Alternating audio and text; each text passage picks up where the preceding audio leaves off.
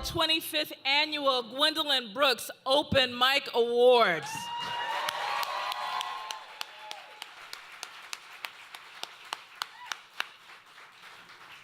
For 25 years, the Guild Complex has been hosting these Open Mic Awards in honor of Gwendolyn Brooks. Gwendolyn Brooks actually came to the Guild at a certain point and said, hey, we should do a contest to encourage people to write poetry. And we were like, that sounds so cool. And when we did it the first time 25 years ago, we had about 70 or 50 plus readers. We didn't know anything about jurying. We had never done it before. So Miss Brooks came and sat in the front row and listened to every single poet. And at the end of that night, she walked on stage, as a Black woman should, with her purse in her hand, reached in her purse, pulled out her checkbook, lowered her glasses even further, and wrote it out for $500 for the winner. That night, the first winner was Mark Turcott. Since then, we've had winners from the Gwendolyn Brooks Open Mic Awards go on to be Pulitzer Prize winning poets to Himba Jess. We have professors here, Nate Marshall, Tara Betts, again to Himba Jess. Actually, I was looking up one of the readers, and Langston Kerman, who won in the 2000s, actually stars on Insecure. So I was like, okay, that's random. And so he's a comedian now. So the mic is sometimes the first time we get introduced to the stage and can lead to all types of careers. So we want to thank all of the poets who've ever submitted a poem, who've ever participated in this open mic contest. We honor you tonight for the 25 years. We've got a great program in store for you. Mrs. Brooks's daughter, Nora Brooks Blakely, is in the house. And to continue the tradition, she'll come up with her purse and lower her glasses and write a check. Just in case you don't know who I am, my name is Andrea Change. I'm the board president for the Guild, and just to let you know, I'm like you. I started off at the open mic, and one day Michael War, who was president at the time, said, do you want to work the door? And I was like, okay, does that mean I get free drinks? And he was like, yeah. And I went on from working the door to hosting on stage to assisting with programs, and luckily enough, was welcomed back on the board 3 years later. And I'm happy to be of service with the Guild. So thank you everybody for coming out tonight. You're in store for, as someone put it earlier, a lot of poetry. Enjoy. Oh. And let me introduce former winner and hostess with the mostest, Tony Asante Lightfoot.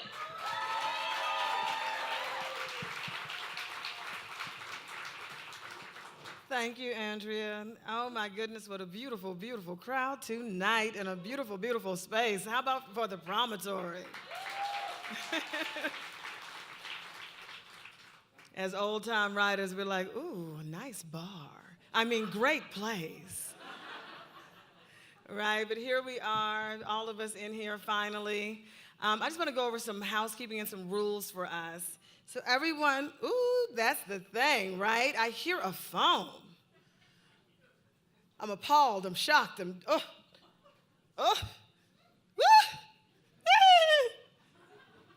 So what's gonna happen here is this. Right now, I don't care where your phone is or where you think it is. You pick that thing up and you better turn it off. Because I'm cute and I'm sweet until I'm not. That's true. And I would like to be sweet and cute. So you don't get to know me the way that Andrea knows me. Okay?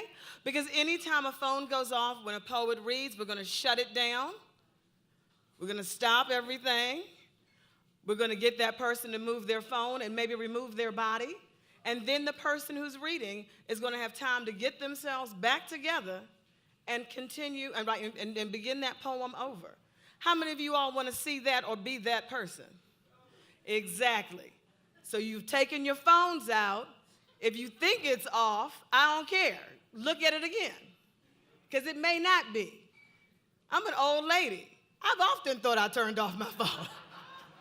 And it has rung at the most inappropriate moments of my life. Don't do it, because this night is so important to people who put in some blood, sweat, and tears for these poems. We also have CAN TV. So we want to make sure it's a nice and lovely recording for everybody. Don't we? Because I'm going to remember. Yes, my love. You see what I'm saying? We also have other people who would gladly help out too.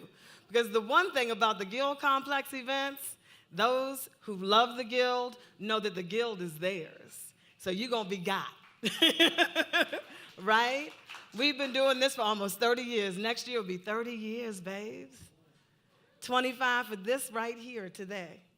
So we're loving this. We are people who love the poetry, who love the memory of Miss Brooks, who changed so many of our lives with her kindness, her generosity, and her wisdom. And we want you to be like that too. And I want to stay kind and generous and wise. And the only way I'm going to lose it is if a phone goes off. Do we have an understanding? I thought that we did. So here we go. We have all these ballots. I want you to look in your program. You should have a ballot that says Wildcard. Alternate, sorry. I call it the Wildcard. So, the alternate ballot. Are there 3 names on there, Andrea? There are 3 names on there. The winner of that one will then progress to the first round. So, who is going to be collecting the ballots? Hello? We have Andrea. Who else do we have? Ira. So on this side we have Ira. On this side we have Andrea. They're going to go all the way to the back. Does everyone have in their program a ballot that says alternate? If you do not, how do we get them ballots that say alternate? Everybody doesn't have one, so don't worry about it. Okay. So just those who have are going to vote? So that's how that works. So then we have in your program another sheet, or maybe your only sheet, and it should say either round 1, round 2, round 3, or round 4. Is that correct? Okay. You are to vote on that person. You do not, in that round. You do not get to vote in any other round, because this is how we keep it almost fair. Really, life is not fair. I'm doing an existential crisis moment, because what is fair? But we do it as fairly as we can. So that's what we're doing. So then you vote, and then again, they're going to walk down the aisles, and you are going to pass over your ballots. At the end, will we be giving out plain ballots, or do they already have them?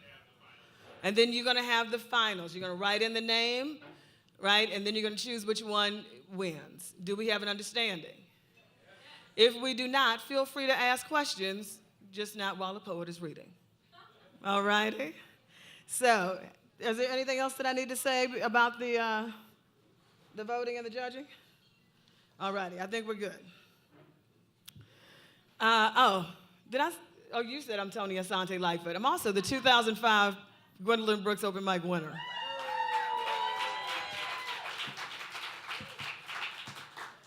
The first time I read, I lost. And many of you gonna lose tonight. And that's okay, because we're gonna have a good time. But I'm just saying, try again next year. You never know, you might win. Because Langston Kerman, Mr. Funny Man on Insecure, lost to me in 2005. And then he won, right? So we have all these. I hope everything's okay back there. If it's not, we'll check it out later, right? So you have wonderful opportunities to see who's going to be and where they're going to be and how they're going to be. This is a beautiful night. You're going to hear poems that are going to rip your heart out. You're going to hear poems that are going to make you laugh your ass off. And we're going to have a good time. And we're going to do it in the name of Gwendolyn Brooks. Ashe. All right.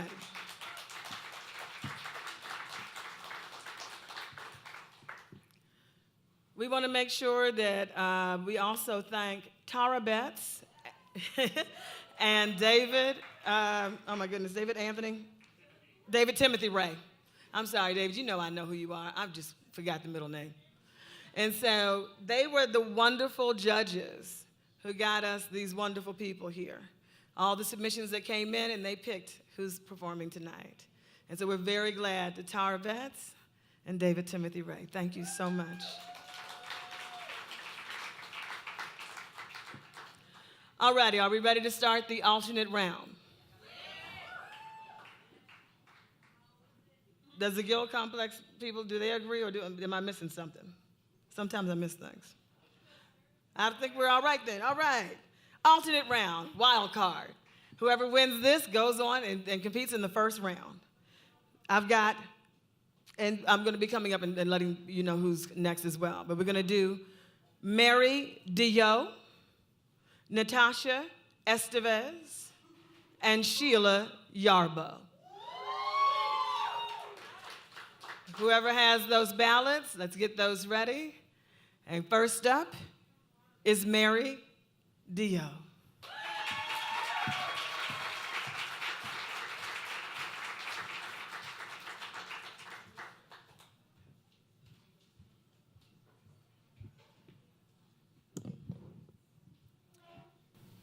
Field guide. Do not fight, do not resist. Forget you imagined something different or of your own. A white dress will not protect you. A man will not protect you. A person will not protect you. You imagine yourself saying, when truth becomes the things you say aloud and do not mean, and you become the thing you somehow knew you would. The fact of the matter is, you can slowly cease to recognize the stars above your home. You can tell someone you love them and not mean it. You can barely make a move and still be incredibly reckless.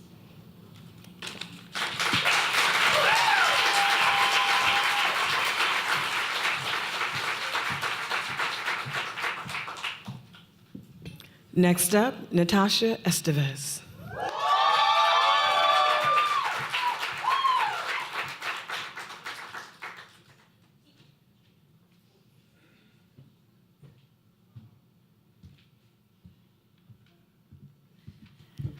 How y'all doing?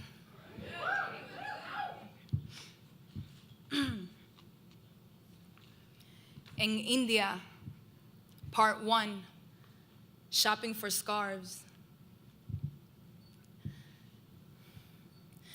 Abdul, nice to meet ya.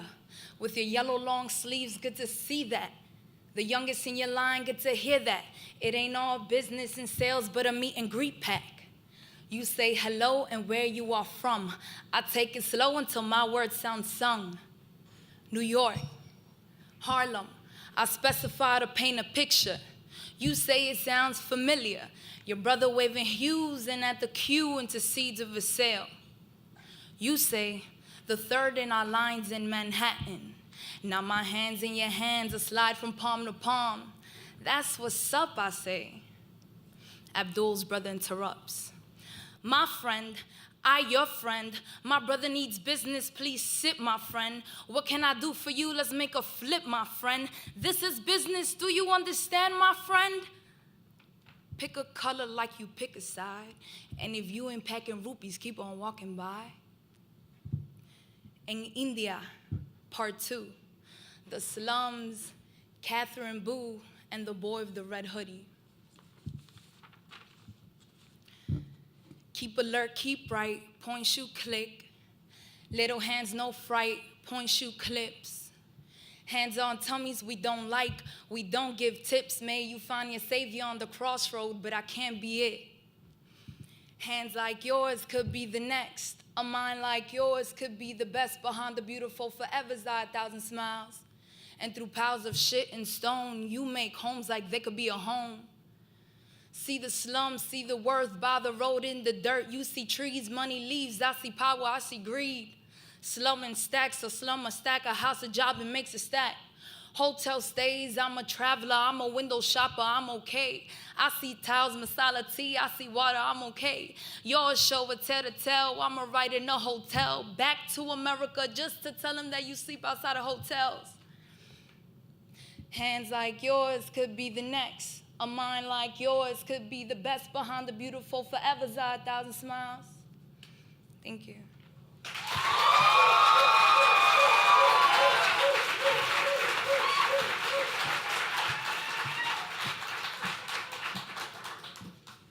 And last in this alternate round is Sheila Yarber.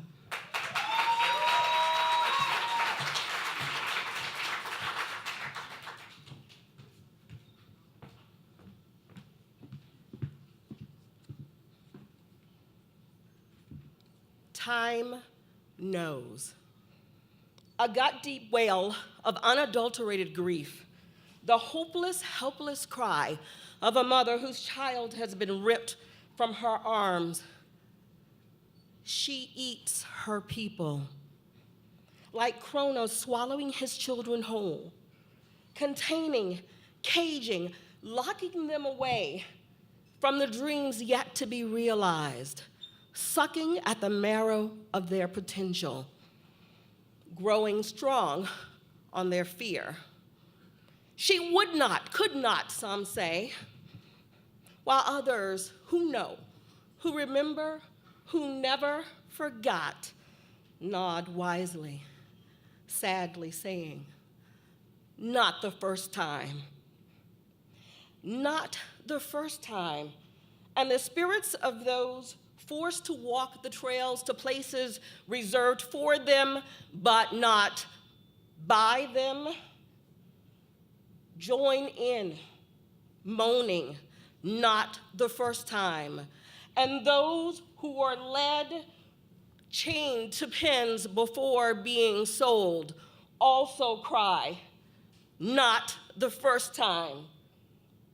And that cry can be heard taken up by those who were told, you are not us, you cannot be with us, and must be removed, stored until our war across the sea with those who look like you has ended. Not the first time. Not the first time. Not the first time.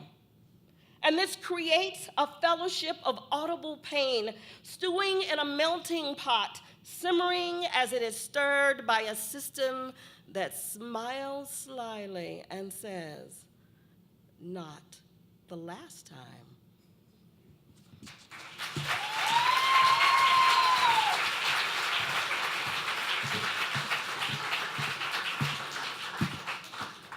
So the best part about my job is that I don't have to judge. Because I don't know. I love them all. All righty. So that's what y'all are going to do now. And while you do that, we're going to do some more housekeeping things. We want to have you know that we have some events coming up. September 24th, the Leon Forrest Prose Awards will open. So you want to watch guildcomplex.org or go to the Facebook page. And then the Facebook page is Guild Literary Complex. So if you want to submit some prose, please do so. We'd love to have you for that competition. And then on September 29th, we have 100,000 Poets for Change.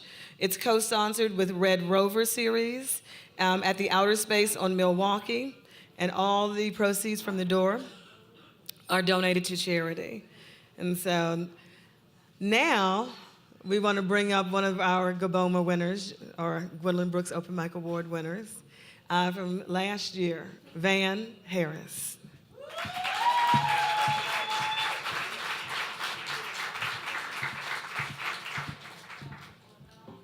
Hi, everybody. It's real bright up here. Oh, dear Lord, stop. I can't see. So, you might know me as your favorite poet or the little shy sloth humanoid thing you see on the street after this. So, we're just gonna jump right in, and I'm gonna read you a poem. In anime, there's always this cliche scene where the cold character goes through something traumatic, and then it's raining, and it's like, is it the tears or the rain? Is it the tears or the rain? But no one ever tells you how cold it is. When it's halfway between freezing rain and dripping snow, my pores are targets. I love all that rests in darkness. The only light that is on is in my job, at my back, and facing out into sightlessness is a special kind of dizzying. I was imagining mittens, or the warmth of fingertips. In my scene, my niggas are with me.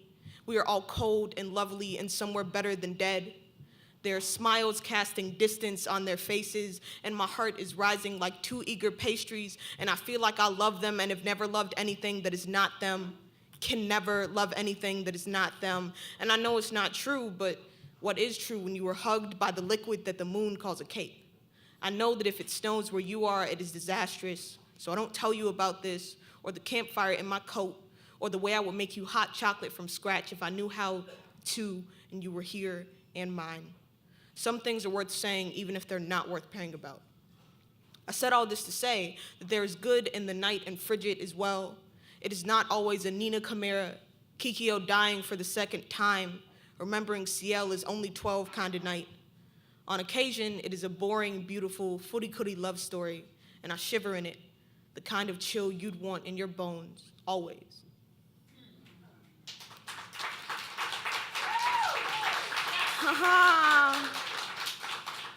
Okay, so this one is called Mural. And the thing about some of my poems is sometimes they're two poems in one. So if I say something, it's probably a part of the second one, and you don't understand. Whatever, listen. There's a mural on California and Harrison that says R.I.P. Lil Jon. Instead of a head full of locks and a snapback, the picture is that of a little boy. I was talking to Aunt about how I want to take over the world or save it, and we both know saving it just means keeping Ramon and Manny from being shackled in their own blood, because then Tiana, Michaela, and I would carve spears from their caskets, and Dawn would be the only one privileged to give the obituary. The hospital permeates everything I touch. It is both medicinal and methodical.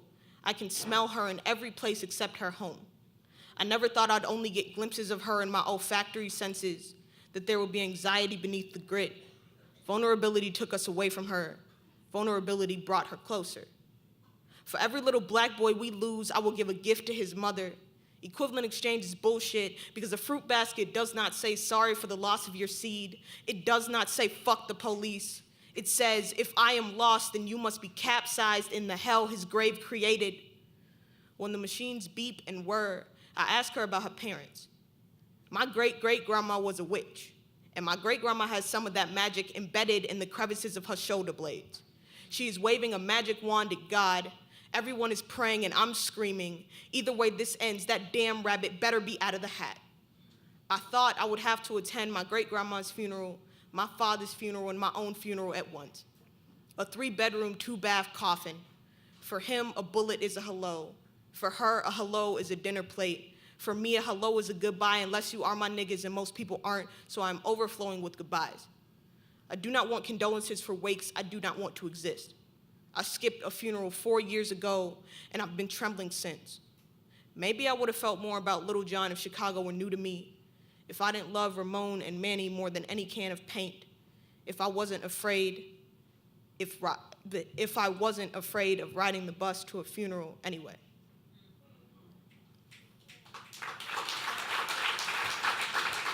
It's so bright. For the record, I can't see none of y'all. Okay. This is like it's a quote. It's based off a quote, so I'm gonna read you the quote, and then we'll go into a poem. And it's called Indigo, by the way. I want to sink slowly to the bottom of the ocean where the world is royal blue and bury myself inside of you. I have no idea where that quote is from. What's so bad about the hollow, about wanting to steep like a tea bag in your insides? Is there anything wrong about breath collecting in a jar where your home isn't? And who's to say that a lung can't collapse like a bridge does and hold its innards to chunks of brick? I had a panic attack when I thought of your smile, that it only ever happened with people who didn't deserve me, but you wipe away the tarnish and I stand in the crumbs. Where would we be if not for fire? 15 is an age of anger and begging. It is despicable in the hunt. but wouldn't you kill something that's already bleeding too? I wonder if anything is ever out of its misery. You are the scald to every burn and an ice cube to frostbite. That's not to say I am any kind of ointment or that you're hurting me. You're familiar in the pain and less hurtful than the one who started it. I want to know who will throw hands with a man that's been to war, who will make fun of my loves and order smoke. God bless your cheekbones, boy. There is no air like the kind you get deprived of during sex, and God bless every fuck you've been unsure of. Who says we are slang's keepers? Why can't we be ratchet enough to shake the chains loose? Whose mama is this, and why does she cry like mine? Who are you, and why do you look like the person I wrote this for?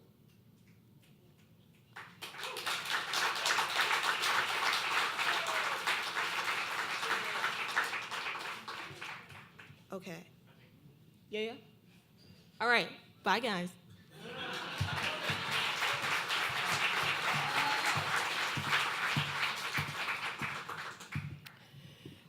So we have the winner for the first alternate round. And we want to thank Mary DeYo and Natasha Estevez, but Sheila Yarber will be moving to the first round.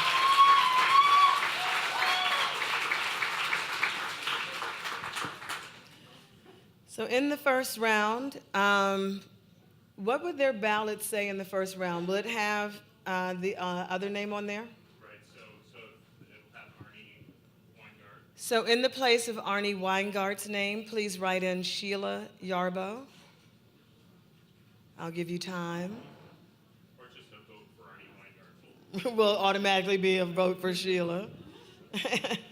And so in this round, your ballot should say, does it Heather Bird Roberts, Isiah Maker, Sharon Powell, Bianca Lisa Araujo. We all have that on our ballots for ballot, round one, if you have round one on your ballot. Wonderful. So first up is Heather Bird Roberts.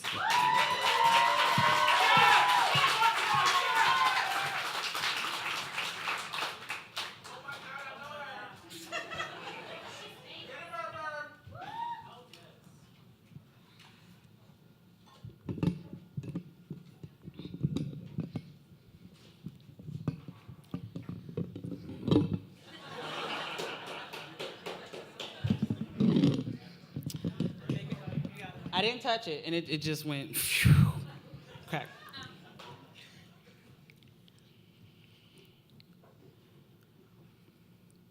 Is there one called for white girls?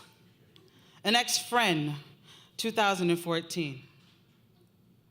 For other girls who don't believe colored girls deserve the rainbow. For the club I didn't ask to be invited to, but found to be home. For the theater department that never had an all-black cast until 2009. For my tears acknowledged and shape-shifted into productions. For the blue lights on black girls. For the nude anything I was supposed to wear. For the comb too fine to untangle me. For the smoke alarms in Myrner Hall when my hair rejected flat irons. For the swastikas, the hangmen, the nooses. For the amount of times they wanted to call me a nigger. For the amount of times they did. For the amount of times there weren't any repercussions. For the meeting where my mama apparently gave birth to a ghost. For the explanations of the new diversity committee. For the count on one hand of the professors of color. For the lost count of the custodial staff's key Swahili whispers. For the times a volcano erupted from my mouth. For the stories I was forced to digest without entry. For my tongue twisting round Columbus. For the chitlins seared into my nostrils. For my non-double-dutched whelps. For my hips juking way before Becky or Miley. For the repetition rumbled underneath these bones. For my protection against fear. For the tremors my body couldn't silence after Sandra Bland. For my rainbow buried underneath Chicago's smog. for my transformation, my humanization, my refuge for Bird.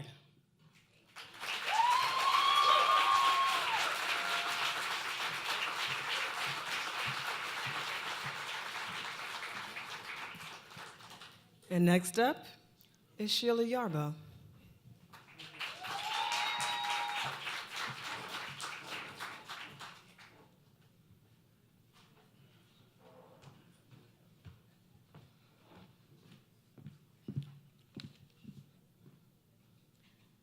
A gut-deep well of unadulterated grief, the hopeless, helpless cry of a mother whose child has been ripped from her arms. She eats her people. Like Kronos swallowing his children whole, caging, containing, locking them away from the dreams yet to be fulfilled, sucking at the marrow of their potential, growing strong on their fear. She would not, could not, some say, while others who know nod wisely, sadly, saying, not the first time. Not the first time. And the spirits of those forced to walk the trail to places reserved for them but not by them join, moaning, not the first time. And their refrain is met by those led, chained to pins before being sold, crying, not the first time. And this can be heard being joined by those who were told that you are not us and must be removed, stored until our war with those who look like you in a distant land are screaming, not the first time, not the first time, not the first time, creating a fellowship of audible pain, stewing in a melting pot, simmering as it is stirred by a system that mumbles slyly, not the last time.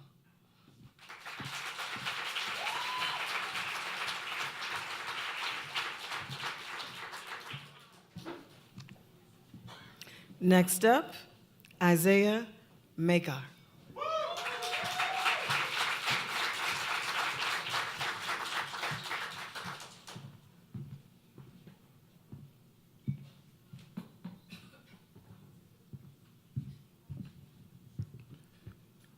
The title of this piece is Interstellar Birth, inspired by my cousin who was born premature.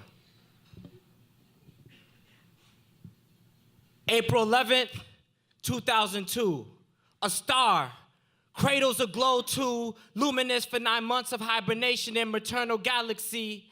The water breaks, Orion's belt, 4 months before it wraps around his mother's waist, he takes his first breath. With lungs the size of birthday balloons before breathing celebration into them, doctor's stethoscopes with flying saucers, rotating around his chest like orbiting planets. Family and I shuttle into a waiting room that was as full as the moon on the night of his birth. My claustrophobia made me feel like an astronaut. I needed space. Weeks later, Jason arrives home, his body the size of an average human hand holding 22 ounces of cosmic dust, light enough for gravitation to question its own laws.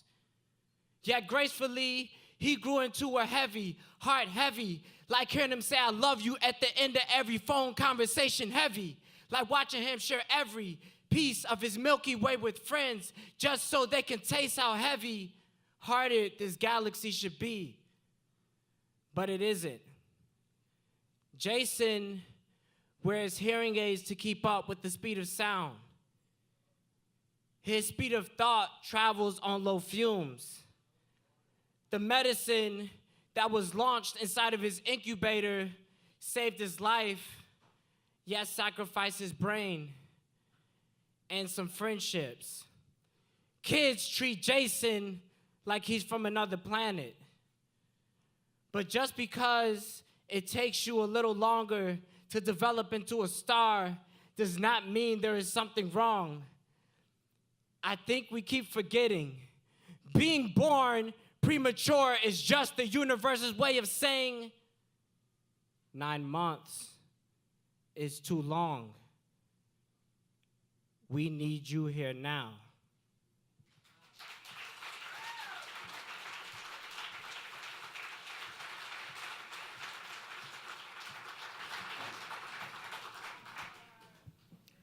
Next up, Sharon Powell.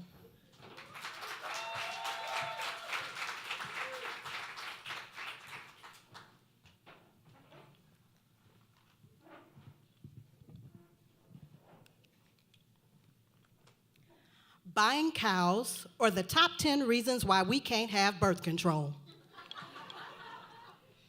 Their voice is great on my ovaries, otherwise known as my nerves. This is not actually anatomically correct, probably would be closer to a clitoris, which these court jesters cannot spell or find. Some things used to be too tacky to say in public. Now they are required reading and the law. But yet I digress. 1, we can't have birth control because it interrupts the moment with all that responsibility jizz, and ain't nobody trying to hear that shiz because it is a hard conversation to have when you are naked. 2, we cannot have birth control because we love our periods and Seasonique destroys them, and the regular pills make them too light. 3, we cannot have birth control because 1 brain, 2 fallopian tubes, 2 ovaries, and 1 uterus cannot reside in 1 body. 4, we cannot have birth control because you might have to kill babies to have it. You know, if you prevent it, technically it is called contraception. Yet again, I digress. That isn't a poem about the state of education. My apologies, Big Sigh.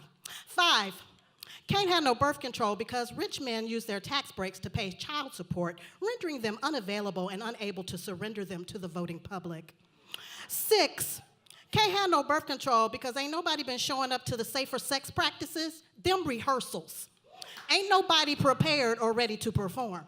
7, we can't have no birth control because barefoot and pregnant is too sexy and cliche all at the same time. Throw some porn heels on it and we got it streaming.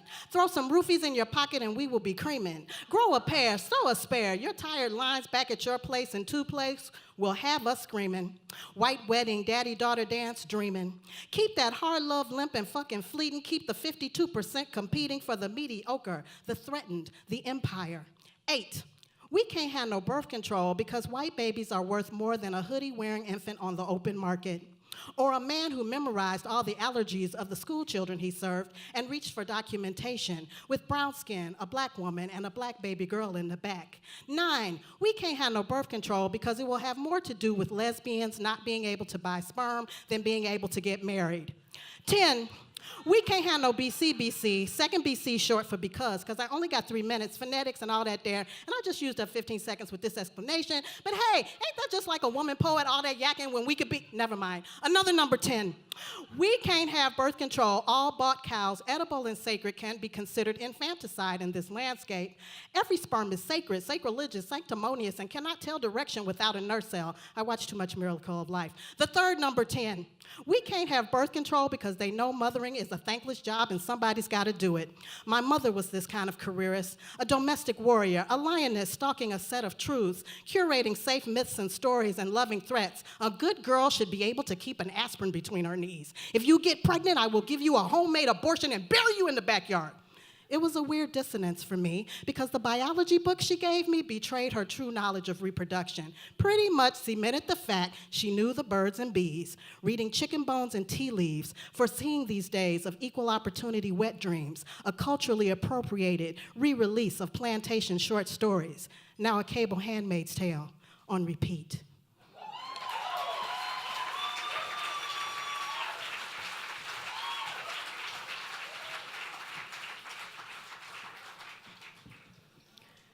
And next up, we have Bianca Lisa Araujo.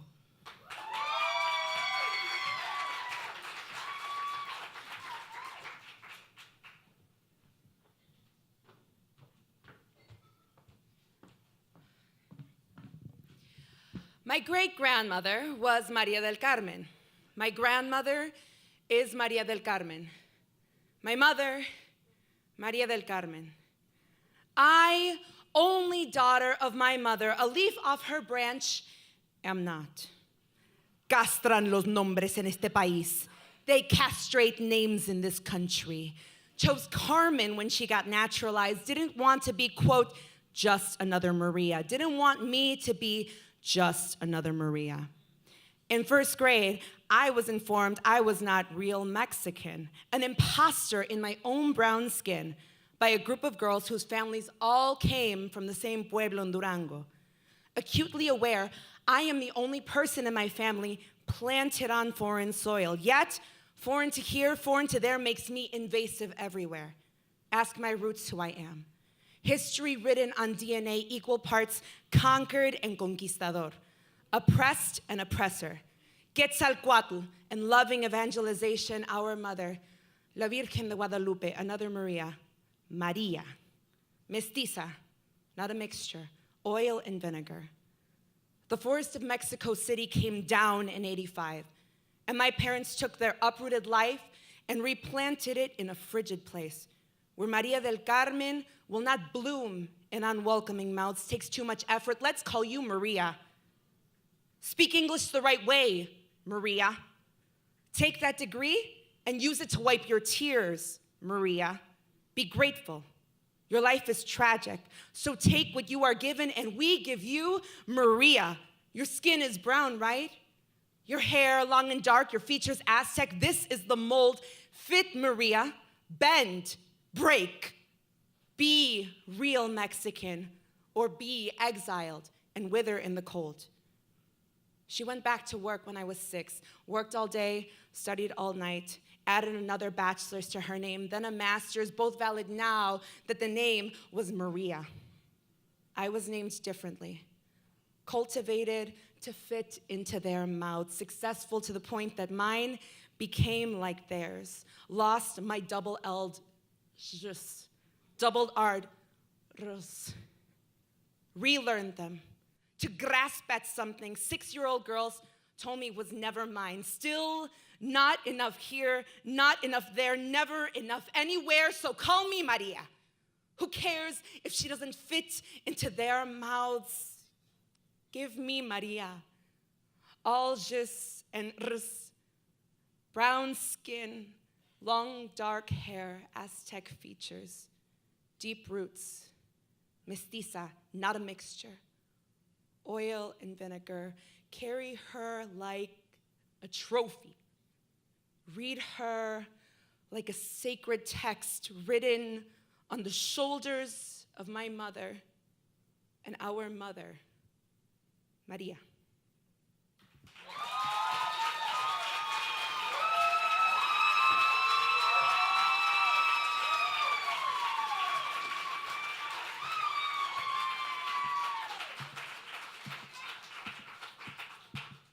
And I've got the easiest job. Because I could not vote for any of them. Oh my God, this is so amazing. Every poem. Can I please just have y'all clap again? Oh my goodness.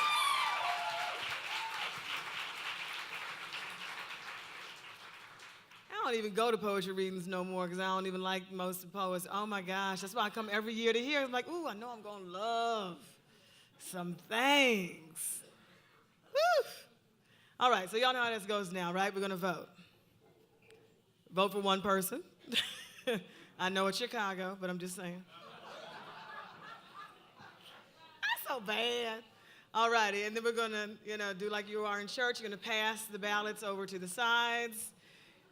And then we go on down, and slowly but surely. If you take too long to vote and they have moved past you, wave your ballot and they will come back for you.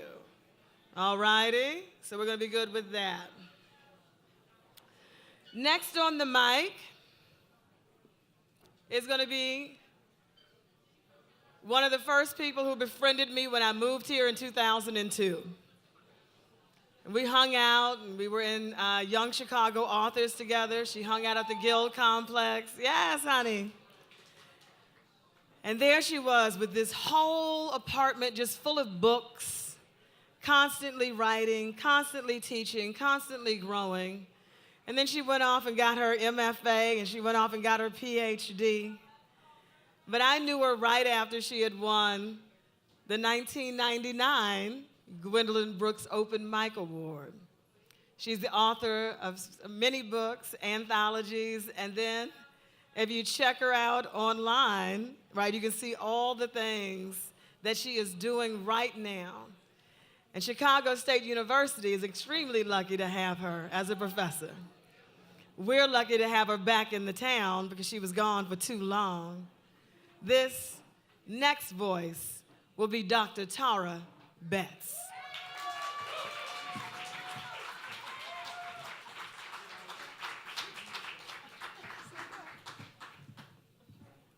Wow. Why she put my book business out? Y'all can't come over and steal books. You can't.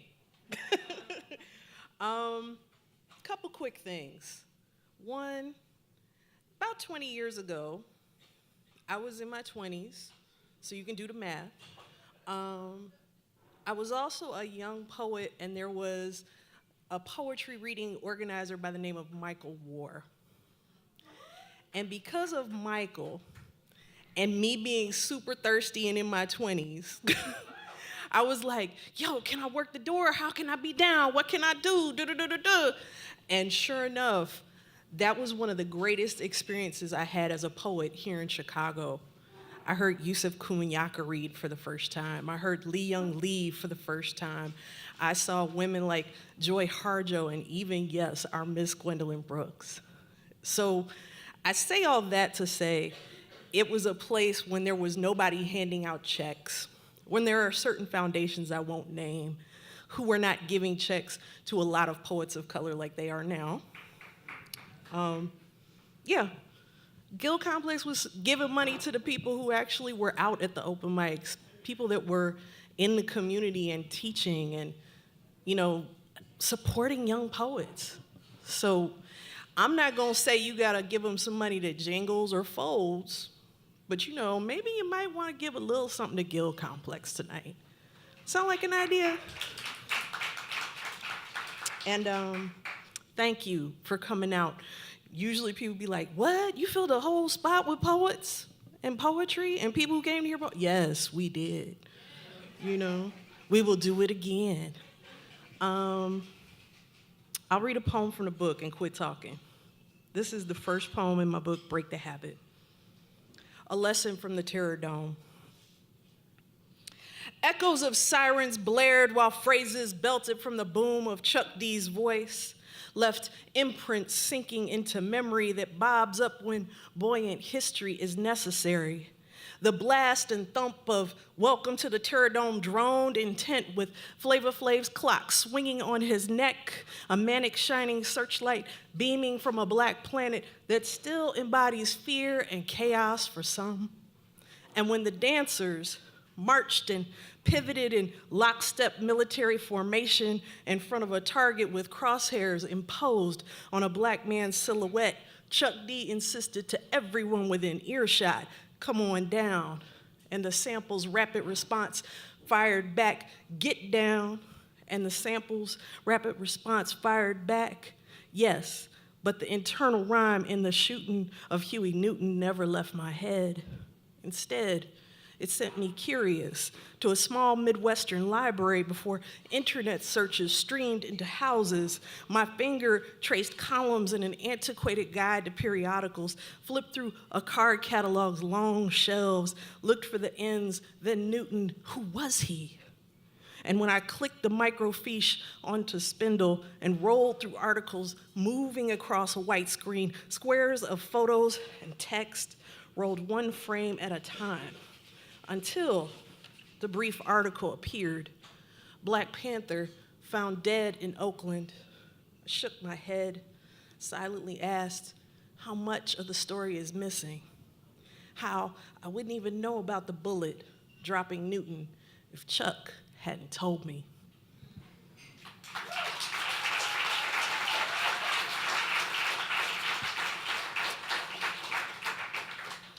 I am also of that craft-oriented open mic generation that believe you gotta have noosh. So I'm not gonna say it because we We taping for TV, y'all. Ain't that something? They probably put it on the internet. Y'all catch me cursing, mess up my brand. But I want to read a new poem. I'm going to preface it with 2 quotes. One from the late Kent Foreman, another Chicago poet. He said, "I love this city that robbed me of my youth." And truth from Gwendolyn Brooks. She said, "Truth tellers are not palatable. There is a preference for candy bars." So I preface this poem for our dear fellow brother Kanye West with that. It is called "Because Hip Hop, Unlike Slavery, Was a Choice."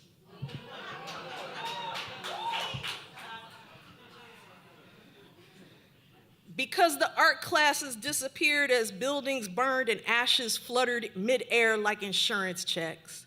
Because the government claimed a broken window theory where those animals could not avoid breaking everything, even though those animals had ancestors who knew slavery and colonialism like second and third languages, no ESL required.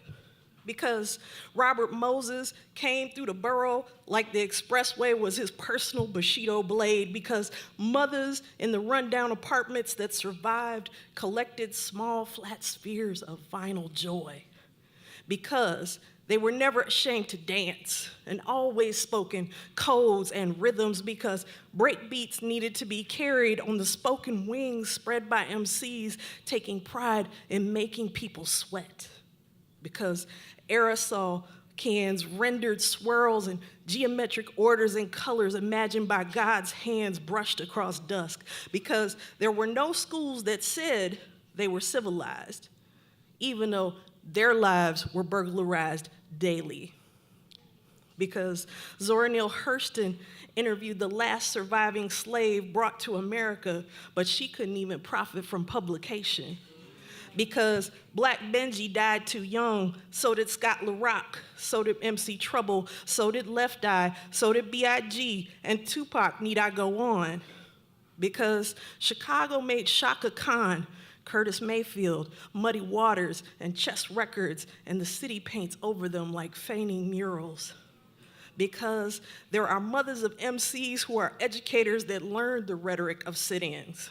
Because eventually there were books and teachers that documented the languages in the past that we felt obscured from textbooks, because people struggle to keep those books in print and others will still spend their last on some fresh kicks. Because, you know they do. Because of the obvious sharecropping, Jim Crow, KKK, microaggressions, separate but still unequal paychecks, and misogynoir. Because de facto desegregation stays holding hands with gentrification, since they've been tight like that since they first got together. Because Black and brown people always create seismic shifts, then give them away to allow new fissures to crack. Because someone will always make more money off that than creators, and the estates avert back to people who ain't family. Because slavery is still the favorite fodder of American movies where people love to watch suffering. Because no matter what you buy, where you live, who you marry, or what money you have, free thoughts are always contained. Amen.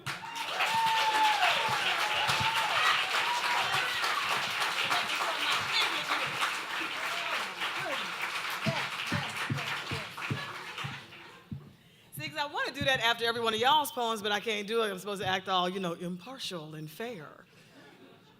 But I can do that after y'all. What'd she say? Oh, my goodness. All right.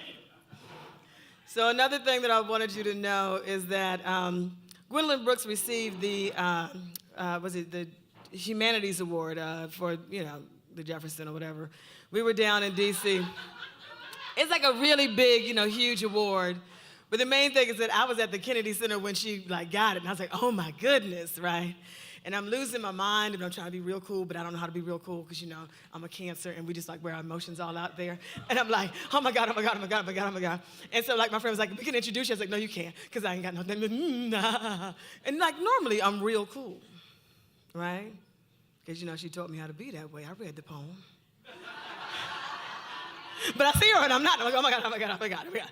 And so, finally, like, Haki Madhubuti sees me losing my mind, and Baba Haki comes over and he's like, sister, are you okay? And I was like, yeah.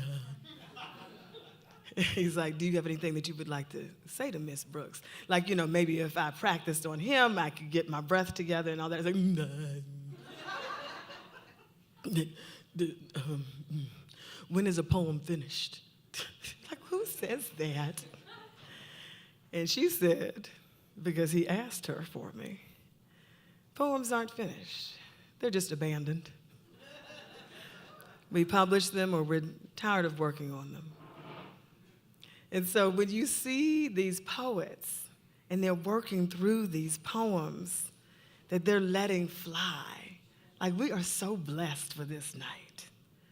Of these wonderful words that people are abandoning to us, for us to hold inside of us and kind of nurture and raise. I love that. I love that about you all so much.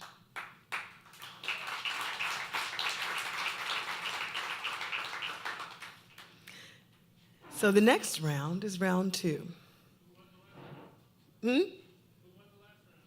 Oh, no. I'm going to tell it at the end. Because I want everybody to still have this wonderful feeling right now. Does that make sense? I'm a very kind-hearted person. Because I would cry if I knew. Yeah, that's my D.C. Southern coming out. People act like it's not Southern. We below the Mason-Dixon line. D.C. is real Southern, but anyway. Or at least it used to be. And then Trump people moved in, but I ain't gonna talk about that. Ugh. Okay, I just had to shake it off, shake it off, shake it off. Second round, we have Albert D. Genova, Kennedy Harris, Marjorie Skelly, Sebastiana Valle, and Marlena Wadley. Are we good? First up, Albert D. Genova. Thank you.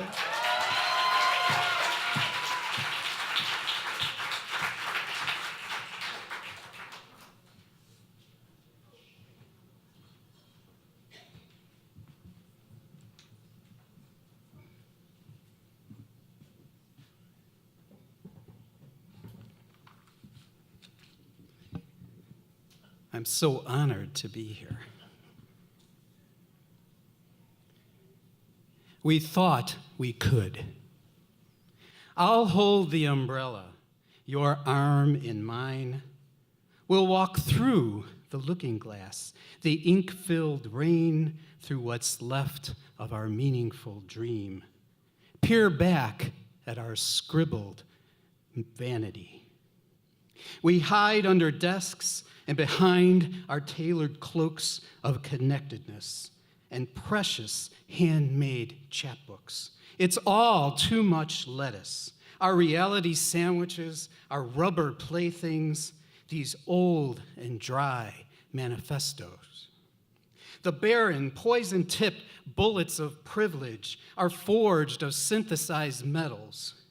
Where is blind Cupid's golden bow? Gone.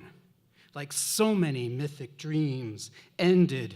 The alarm clock buzz, buzz, buzzing, our awakening out of reach. We've put the pillows over our heads with easy posts and angered shares, outstretched fingers that hope and fall to touch more than this wasted, bombed out Camelot. Transform LAs, our bourgeois curse, squeeze wine from intoxicating poems, exalted, taste the prophets of jazz, of rock and roll, of benevolent science, their golden ruled breasts, and know again the black and white of sin's responsibility. The alarmed alarm shakes the yes, we can dream that was America. No poetry to this dark morning, no trust for a rising sun. I've nothing to offer but my own confusion.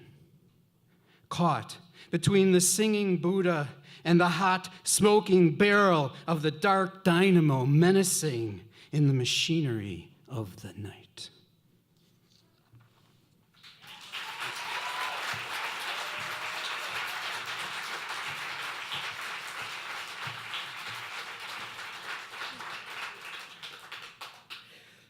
I'm sorry, I'm not laughing at anything other than the fact that I did a shoe change.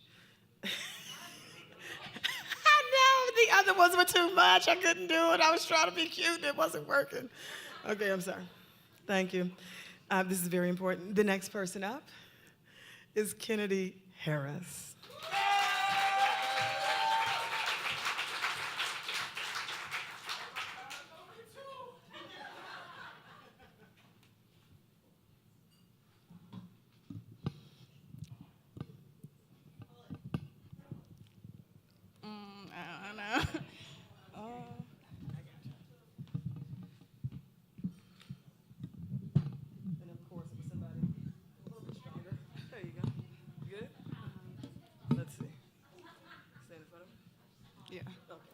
Hey, the title of this poem should include how I'm not sure if I'm telling the real life version or the dream version of the story. ... I don't know. Okay. We both knew already, so I don't know why she had my pregnant ass sitting in the emergency room until 4 a.m. My mother never trusted me, even when I was trying to be honest with her, even when all of the pregnancy tests were positive, and I haven't had a period in 2 months, and I never liked avocados, but all of a sudden it was the only thing I could stomach. My mother still calls it a stomach ache, or cramps to a period that forgot to bleed, or a demon. I think my mother expected the doctor to do an exorcism. I think my mother calls my baby a list of shit she doesn't fuck with to make the execution easier. The doctor finally calls my name, is ready for my secreted secrets to fill his nosy ass cup, doesn't know I've already been exposed. We wait some more until the pink elephant in the room decides to speak. It says a congratulations that I am way too familiar with, and my mother's face maddens, and my belly button becomes the only exit, and my skin becomes white padded walls, and my womb turns into a straitjacket, and my baby has to escape me, or my insane asylum of a body. My baby knows that if she does not get out now, she will die here. My mother has already written it into the eulogy, has already erased the plus signs from the pregnancy test, and my baby knows that if she does not move fast, my mother will erase her next. My baby finally breaks out of the straitjacket, but is still trapped beneath my skin. I hold my mother back with one hand and rip what's left of me open with the other. I wrap the scraps of my skin around my baby's feet like running shoes. I tell her to go. All I want is for her to make it out alive, even if that means I won't. My baby is small enough to get through the exit, but she doesn't. My baby just stops and stares at me, and I can feel my arm getting weak. This is the first time I heard her call me mommy, then say that she will not leave without me. My baby knows that every building left empty will eventually be torn down, and my emotional ass lose all the strength that I was holding my mother back with. My mother snatches my baby by the arm and injects it with something that makes dying hurt less.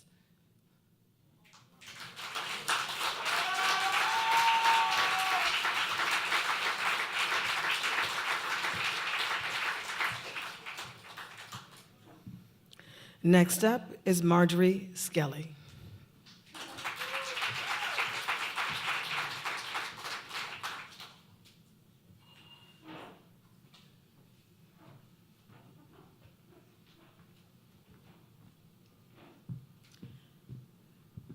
I see what everybody means when they say they can't see anybody. Just briefly put, the older I get, the less attached I've become to winning. And it's a good thing tonight, right? Because we all only have 1 out of a 20 chance of winning, right? That said, what I wanted to say about the poem that I'm going to read to you tonight, the title is Writer's Fatigue. I want to dedicate this poem to all 20 finalists, and I also want to dedicate it to all the people who didn't make it that far. Good poetry is everywhere, whether you win or lose, and I'm just happy to have been chosen 3 times as a finalist. If I win, I win, and if I don't, I don't. It's fine.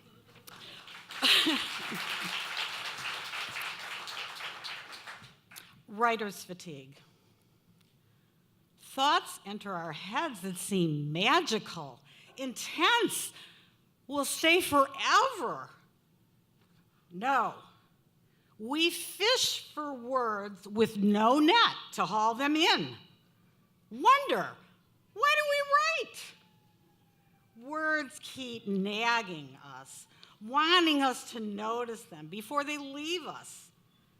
Paper, pen, good plans, they do not capture intent. Revelations, gone to the busy day. These epiphanies trick us, hide from, then seek us again.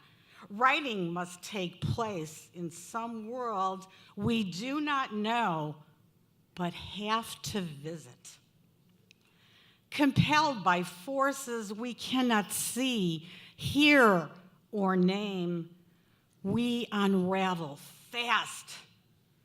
Reveal what we can, discard the impossible, sleep to see, hear, name.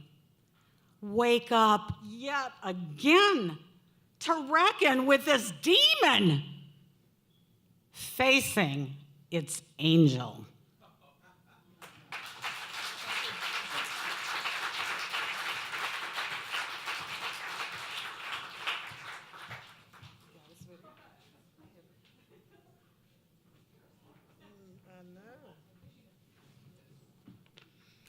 Next up, we have Sebastiana Valle.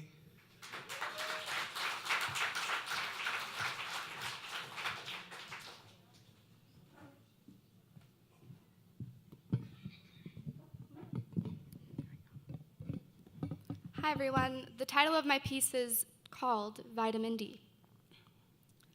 The feel of sunshine on my cheeks has been some of the best medicine.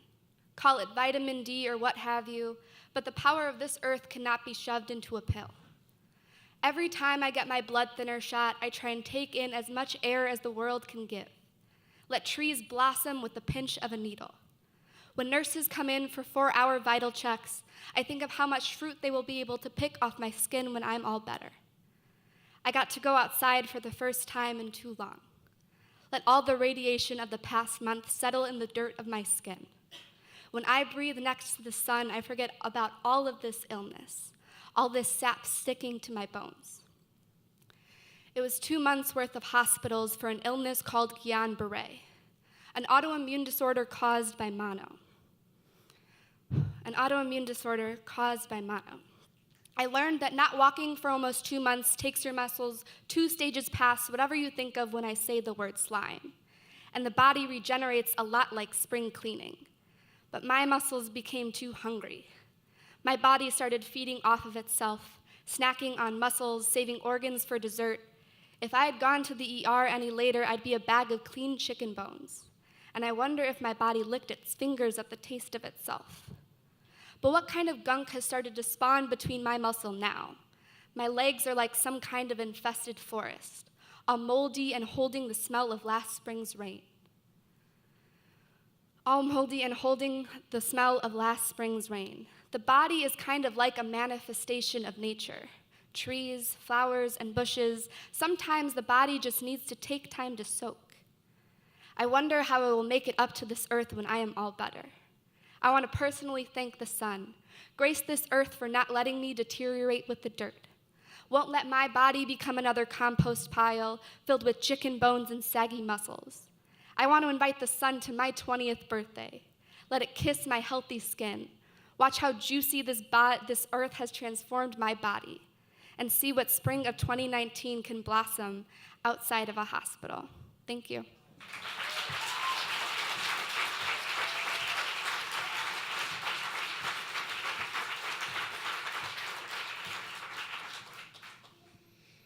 Next up is Marlena Wadley.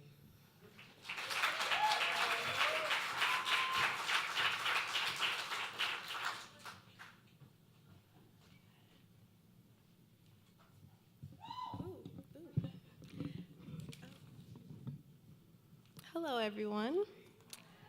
Okay. Hey, girl. Okay. So this is a golden shovel I wrote called Blood. And the quote is, "We are each other's harvest. We are each other's business. We are each other's magnitude and bond." For 3 months, I did not bleed. A soak never seeped through my panties. We were only meshed by jumping heartbeats and puppy love. No money or diplomas. Babies are what I dreamed of. Heartbeats pumping in my belly, a mesh of bloodlines spit from womb. Each cry from our baby's lips would be a melting pot of both of our voices. No others. We'd argue on names, gloat about its sex, prepare for birth like a farmer for harvest, ignore our shallow bank accounts, convince our parents this was the right decision. We are in love. Our bond is beating inside my womb. Our love has cocooned in uterus. Babies are blessings. One day my panties sticky and wet with blood. Each dream of birth and life shattered like splitting glass. We become each other's shoulder to cry. He mainly mine. I wanted to birth his seed, my business. A cradle of baby would force my heart to always beat within his. We bound. Now the blood has soaked up and swallowed any wish of mine. Now we are separated by zip code, divided by state. And each time I think of motherhood, a cry crawls into my throat. We were each other's lifeline. We never talk about it anymore. We never talk about the magnitude of our love. And that hurts more than seeing the blood on my panties. And I know he still thinks about me, what could have been, me, him, and baby cradle, bond. Thank you.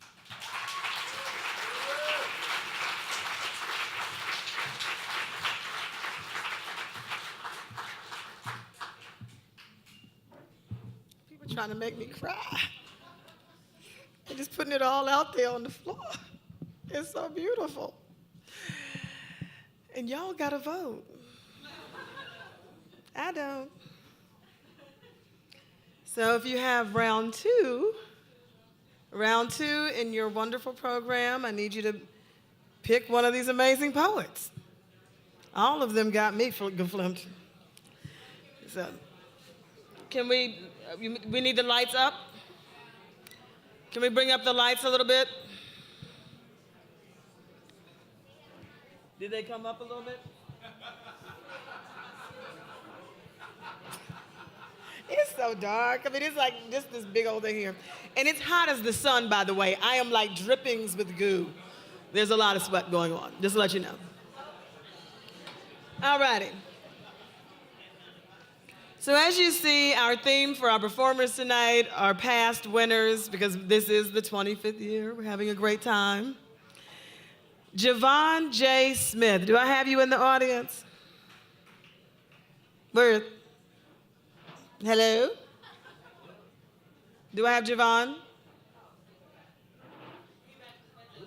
Oh!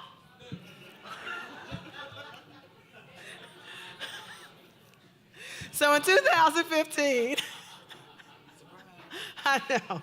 Where were we at the 2015? Was that at the show? That was at University of Chicago. So we're at the Logan Center. So we're hanging out there, having a great time. And it's like one of those events where I'm like, oh my goodness, I love every poet. I want it all to work out. Da, da, da, da, da. But we always have like this little inkling. It's like, ooh, oh, there was fire right there. And that's what he brought.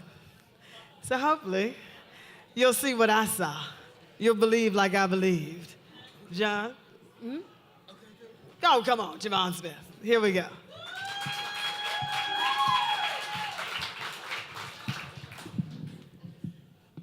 Okay, so I can literally see no one. So, how's everybody doing? Okay, if you're awesome, can you say, I'm awesome? Okay, cool. If you raw, can you say, I'm raw? Okay, great. It didn't sound like everybody said that, but I want you to know that you should believe that. Okay. Oh, thank you. Okay, cool. You're awesome too. And you're raw. All right. Cool, let me do some poems.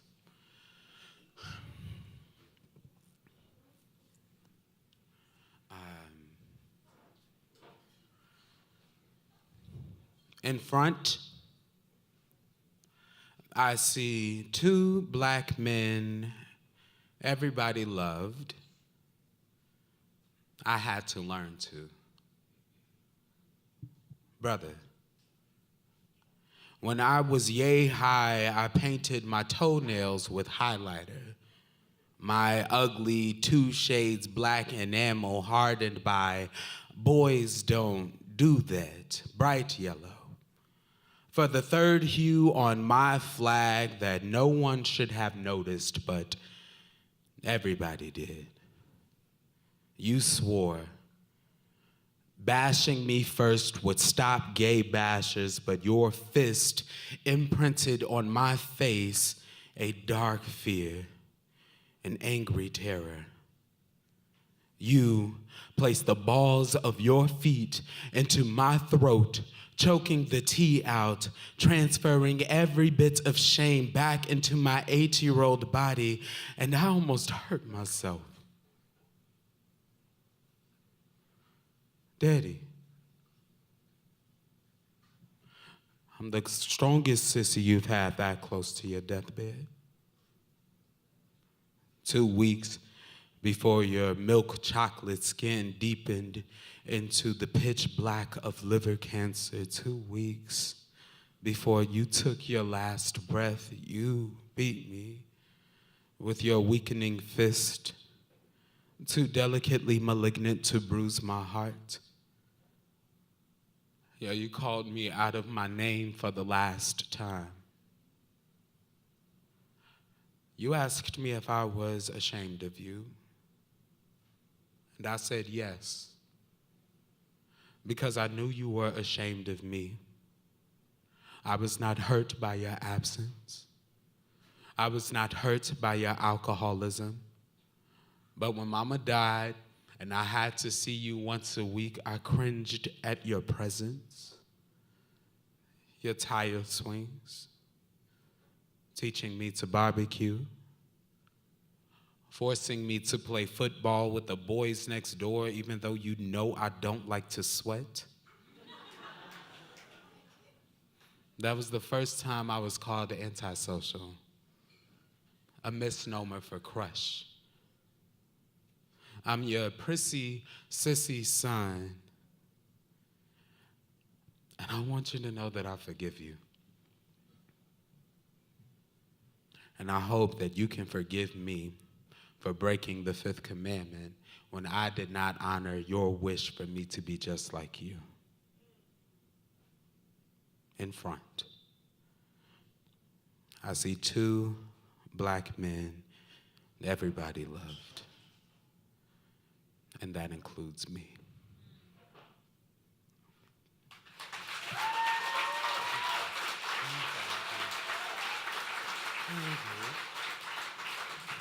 All right, cool. So yeah, like, we gotta make sure that we are protecting our young black and brown children. Everybody agree with that? Yeah. Okay, cool.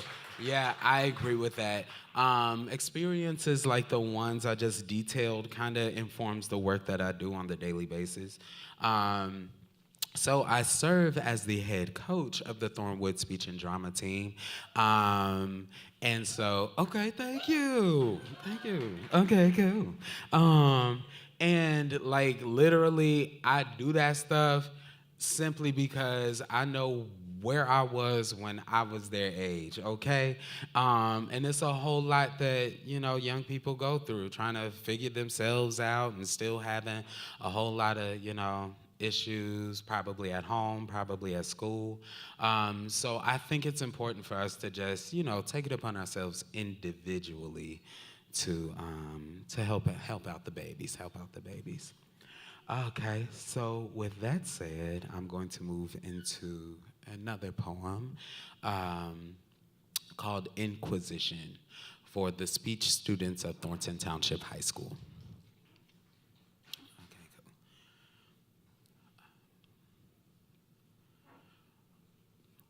what happened to your mind, Black child? You are as bright as the skin of your counterparts, yet you don't believe. You fear the reality of an urban education. Who didn't tell you that GPA measures your responsibility, not your intelligence? You are informed, Black child. So why does your head bow in submission, missing a cultural history of resistance and pride? You are resisting pride. Black child, why do you fear the dictionary? The one tool that elevates you above the masses. Yes, it reminds you of how much you don't know, but why do you fear the unknown? Black child, why are you so angry? Harassing your peers with snickers and sneers solipsistic and thinking no one knows your story. Don't fool yourself. Pity is the devil's playground. Whoever told you war is a means of peace forgot violence begets violence. Black child, in you I see my reflection.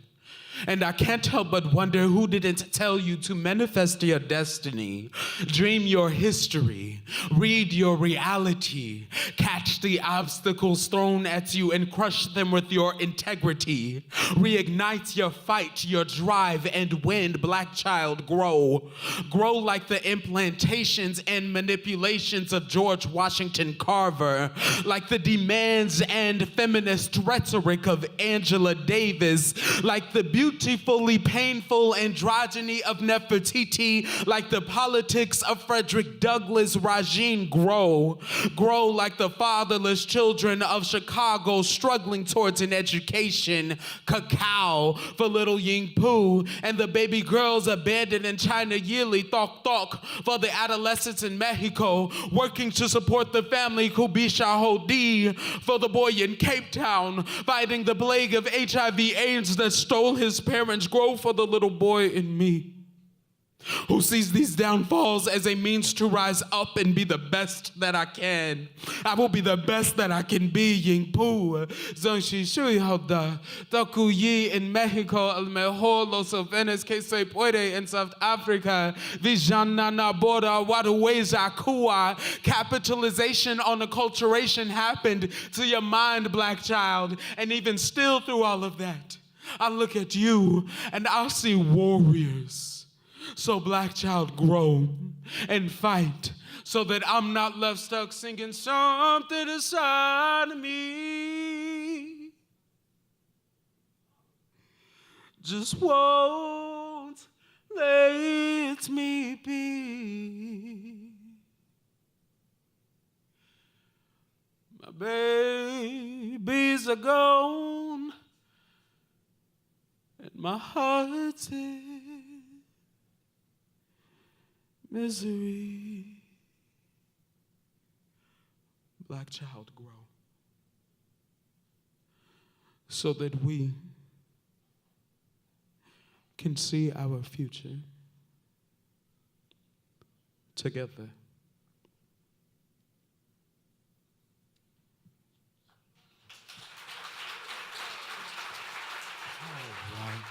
All right. Okay, thank you guys so much.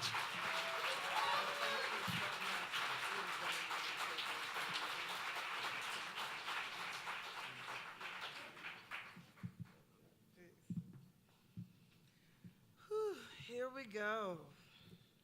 We have round 3 coming up. Now that I took off my shoes and put on these other ones, I gotta lower this microphone a lot. So here we go. We've got Myron Stokes, Niall Lansana, Ava Sarah, and Aaron Watson as the 4th, and Samina, Hadi, Tabasum will end out the round. First up, Myron Stokes.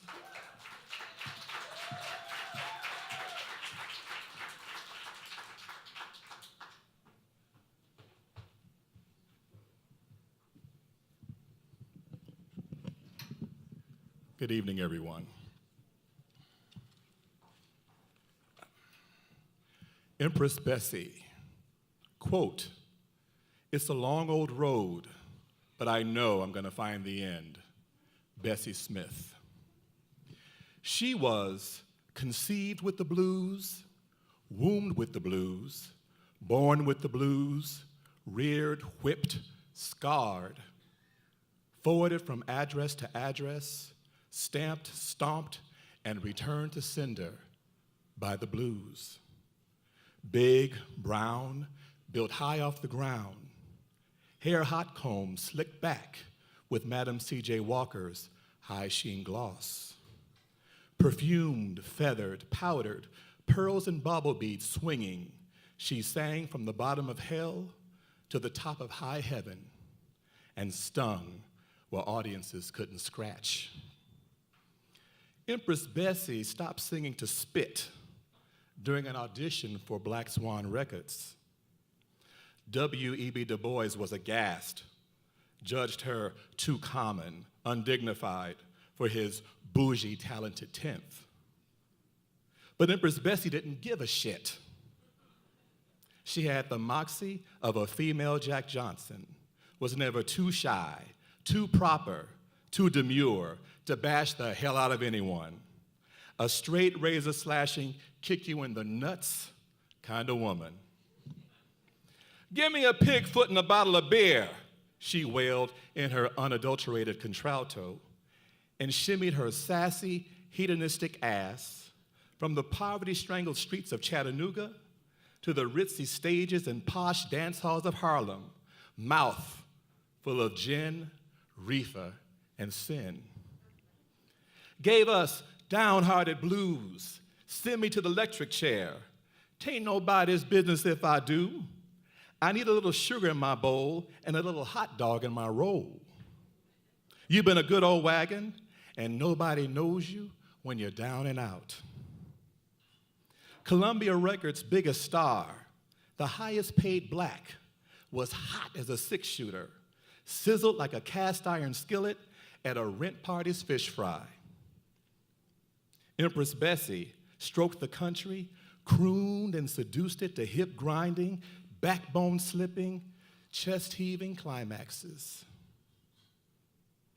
But on a dark and narrow road between Memphis and Clarksdale, Empress Bessie's packet was sideswiped, her elbow sheared off, her voluptuous and juicy right side that shim-shammed, boogied, and jiggled across the stages of the Cotton Club, the Apollo, the Copacabana, crushed.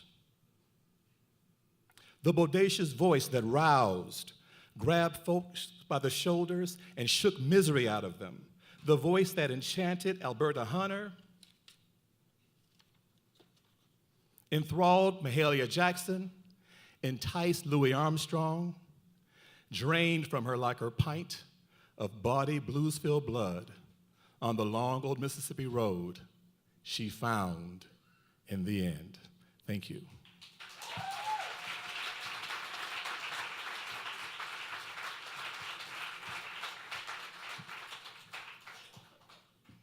Next up is Niall Lansana.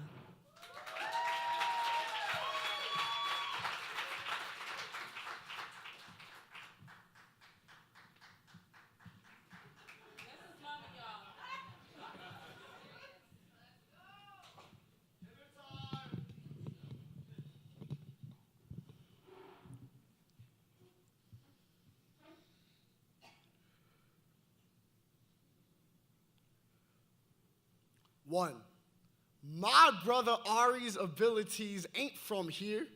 It took him longer to start talking than most. He speaks a different language. Therapists call it scripting.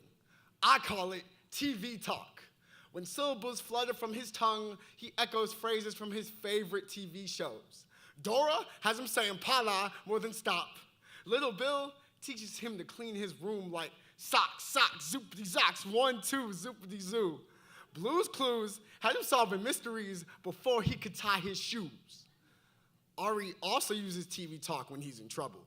He unleashes singing telegram to gain smiles and avoid punishment.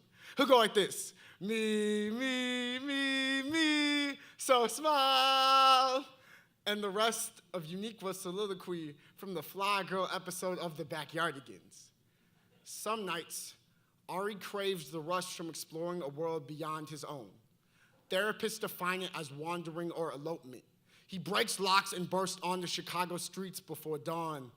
Somehow, spirits always guide him back to warm bed. Ari's about to graduate from 8th grade.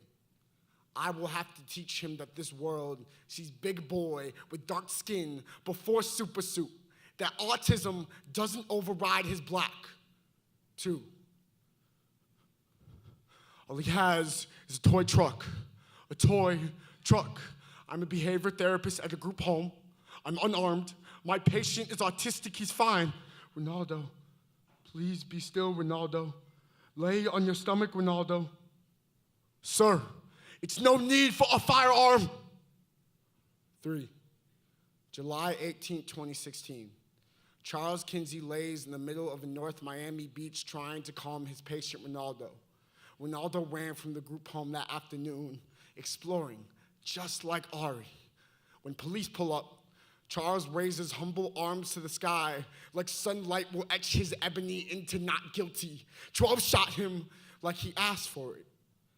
I think about Charles's hands, Ronaldo's toy truck, and a senseless police bullets, and wonder if Steve has a way for Ari to figure out these Blue's Clues. That fresh little Bill sweater won't distinguish Ari from suspect to 6 feet deep before 16. They made angels for less than being black joy. Ask Emmett's Whistle, Tamir Swing, Trayvon Skittles. 4. Ari, I believe you could TV talk your way out of the most dark and twisted fantasies, but I don't want to see you try. All he has is some stickers, just stickers. We were just walking around the block. I'm his older brother. He's fine. Ari, don't start singing, Ari. Don't move, Ari. Ari, don't move.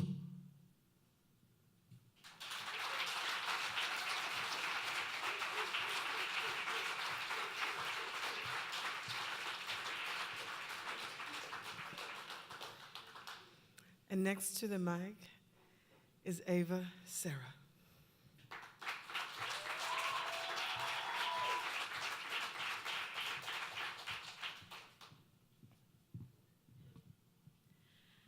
This is DIY deconstruction. Unstitch me with gentle hands, fingers that can trace my cracked silhouette and the little monsters that lurk in my congregation. 1, start with the physical scars. There's a figure 8 knot on the sole of my foot. Unweave the sole strings, create the catalyst for the evaporation of my marbled skin's wrinkled sheet. Give it 4.5 minutes. Only then will the twisted vertebrae in my spine waterfall out, tumble down my back xylophone, collide with empty footprints into puffs of dandelion seed mist. Without a seam, my rib cage unfurls, fluttering out like butterfly wings off to flit between the metal trees, leaving the meteoroid belt that shields my stomach. To engage the cosmic ritual, hoist all of your patience onto your back. Lean your mouth into the asteroid cloud. Let your honest brain rest on your tongue. Incite a star shower with your sentiments.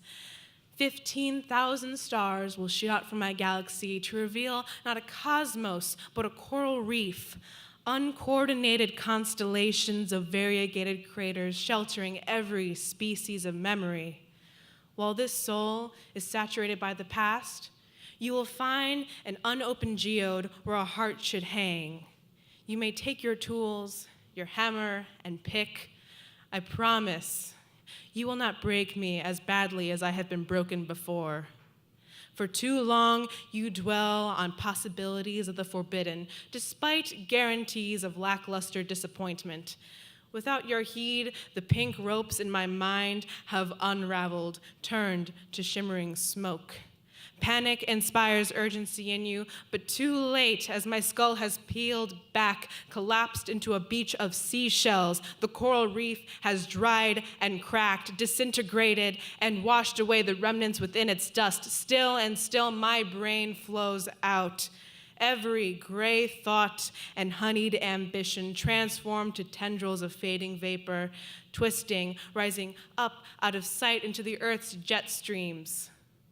After the mist, the cosmic shower, the tidal wave, you are standing on a stone plateau, overlooking valleys of trees, the ridge of a lake lining the east, holding a geode, searching for your purpose here. Unable to recall, you shrug, toss the rock aside, and abandon this unremarkable place.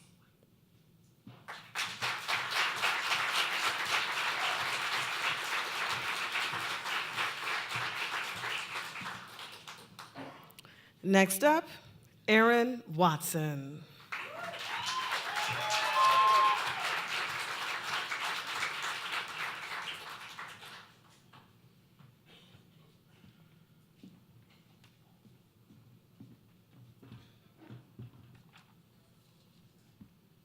Hi, y'all.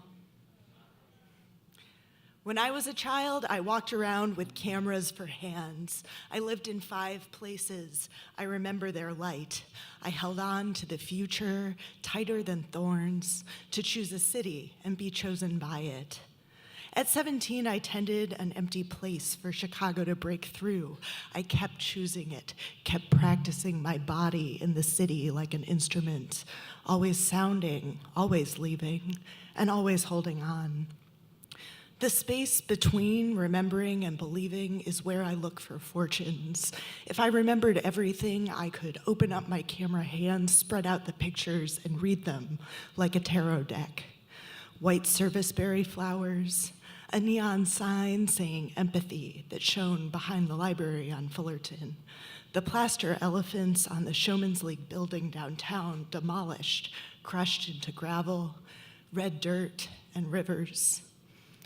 If I had the pictures down just right, I could tell the total shape of home. Cameras for hands and a spinning compass for a heart. I put myself inside a grid and listen for a rhythm. Thoughts run raggedly wild as kudzu. I put myself inside a grid and count the blocks, count the miles, comfortable distances, the safety in knowing what 800 street numbers make and which way to the water.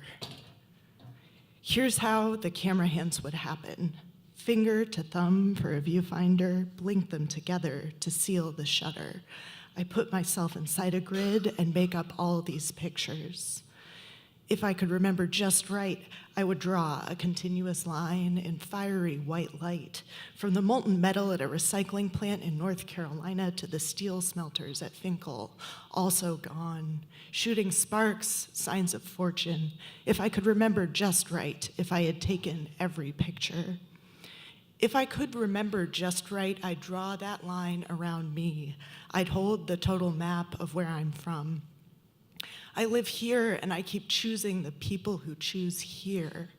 Cut through with wind, I keep showing up, looking for the light in things. I keep believing you keep showing up long enough, and then you belong somewhere. It's just work. It's also magic, but first it's work. Work to make a home or tell the story of one.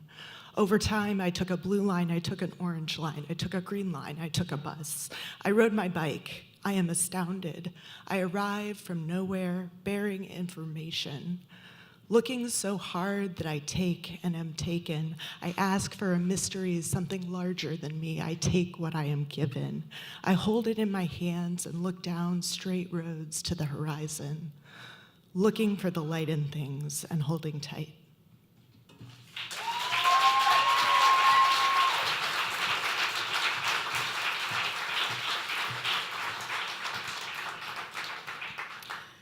And next up, we have Samina, Hadi, Tabasum.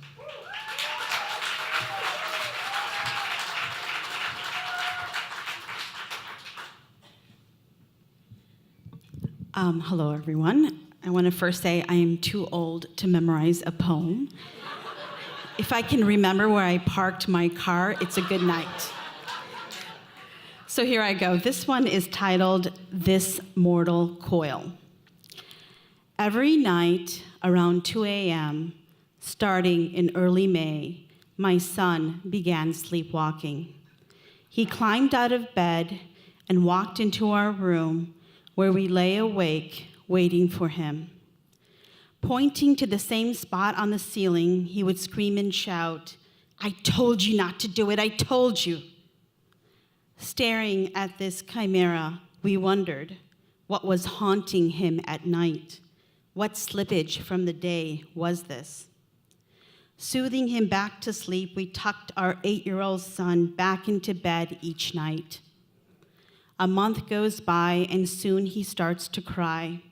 From the exhaustion of the warm school days, from the dizzying spells while climbing stairs.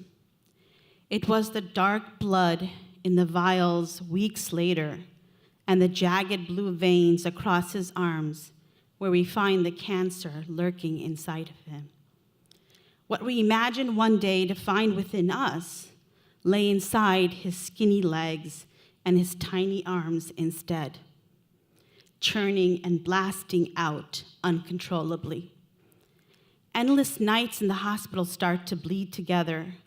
Chemo in tubes and pills and spinal taps spill painfully into our unbound son. With delirium, he tears at his hair, knowing one day it will be gone, only to be quieted by the silence that plagues the oncology ward where the innocent wonder why. I am his mother, I tell him, and will stay by his side forever. But he questions me anyway, wondering whether I too will die. I reassure him that he will live a long life, that he will become stronger from this, a memory that will get lost within him, tucked away in the vestiges of childhood. The long tubes and wires poke through the robe, attached to the folds of skin with translucent tape. Against the sound of the Disney channel above, he tries to sleep through the laughter on the screen. The chatter of the night nurses outside comforts me, but inside the fear slowly envelops. When the red light stays on and the world becomes dark, I lay still, listening to the air that waltzes out of my son. Scrolling through the television after he falls asleep, the nocturnal images of the caged children under silver blankets like peculiar pods startles me from my despair one night. Children without their mothers at their bedside, children living in another misery similar to my own, children crying from a painful hunger inside, wondering where the gods have gone. With delirium, they cry inconsolably, not knowing where their mothers have gone, only to be quieted by the silence that plagues the detention centers where the innocent wonder why. Thank you.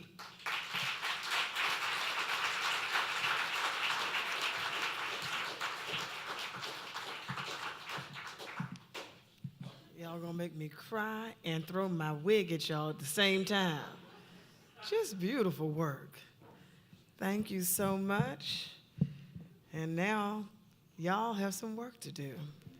And I get to sit back and just remember the beautiful words.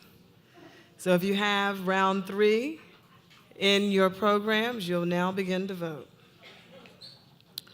We have them at the ends. Please do not wait till the next round to turn in the ballot for this round. You know we back there counting up like furious people. So come on. This is awesome. Can we turn the lights up? And then you all tell me if the lights came up. Round three. Wave your in the air and then start passing them down. So like I said, I was the 2005, I was the 2005 Gwendolyn Brooks Open Mic Award winner. Yay. But I was also one of the 2004 Gwendolyn Brooks Open Mic losers, right? I had a great time though. And people are like, oh, you know, you started off, you came here last year, you had these long, beautiful locks. And then you come back the next year and you don't have any hair. What happened? And I was like, oh, I had Guillaume Beret.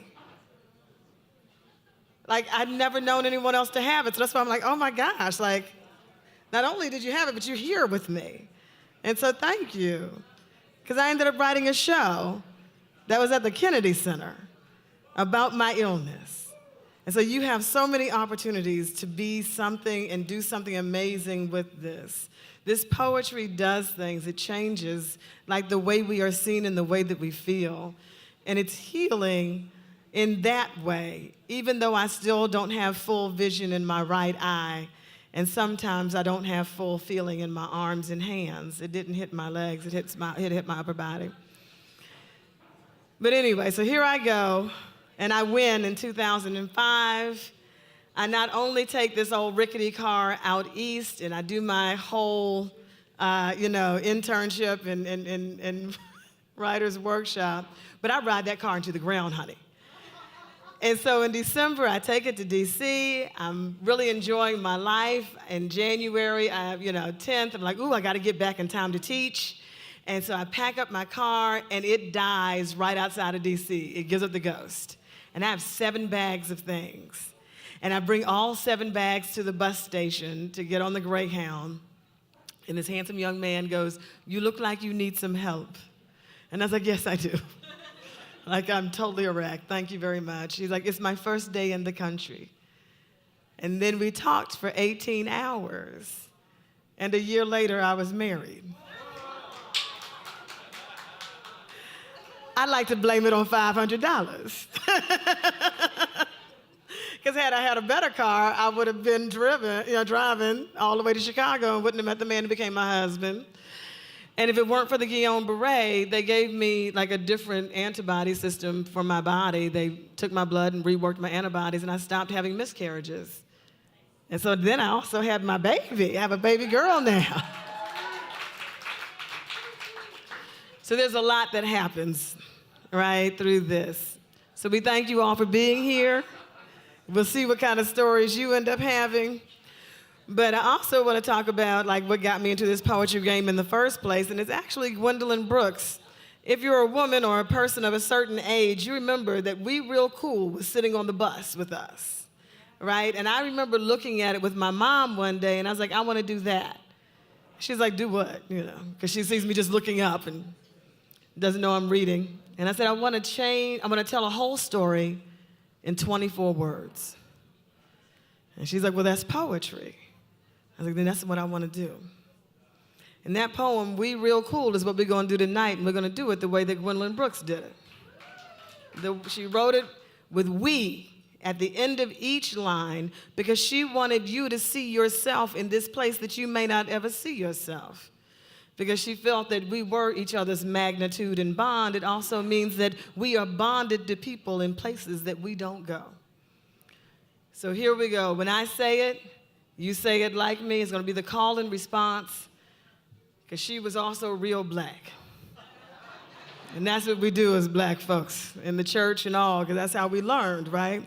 So you're going to do it with me, and we're going to have a good time with it, and I'm going to jazz it up a little bit because I started off in jazz. So also I play double dutch, so you're going to kind of see me do, a little double dutch move. So here we go. I say it, and then you say it, and say it with rhythm, because if not, you're going to throw me off, and then we ain't going to be in the same, jump rope, right? All right, so here we go. We real cool, we. We. I'm sorry. We're going to try this one more time. Because again, the rhythm was going off. So you're going to give me a little beat, and then you're going to say, "We real cool, we." Okay, there we go. We real cool, we. Left school, we. Lurk late, we. Strike straight, we. Thin gin, we. Sing sin, we. Jazz June, we. Die soon.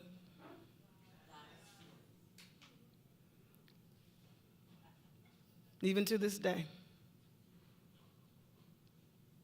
I wish it had been "We care so much." We changed so much.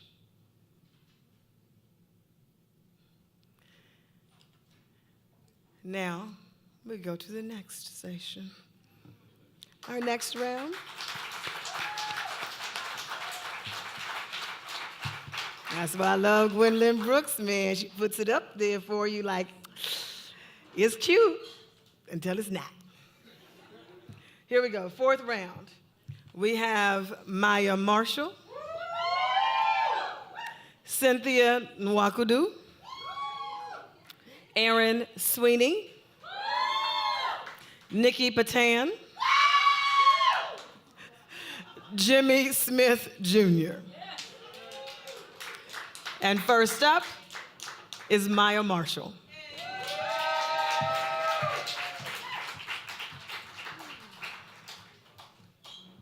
Hello. All right. Well, I don't imagine I'll win this, and that's all right with me. If I did, I don't think that my wonderful story would end in not having miscarriages and having a baby, but this, that would be cool. We've talked a lot tonight about Black children, and so here's this poem about a queer lady thinking about adopting a Black boy. Lavender Menace considers adopting a Black boy. In summer, Black boy burns. Say, Black boy takes shelter. Imagine summer camp. Black boy afloat in Lake Michigan. Black boy piñata. Black boy dance. Death drop. Black boy could be a first cousin once removed.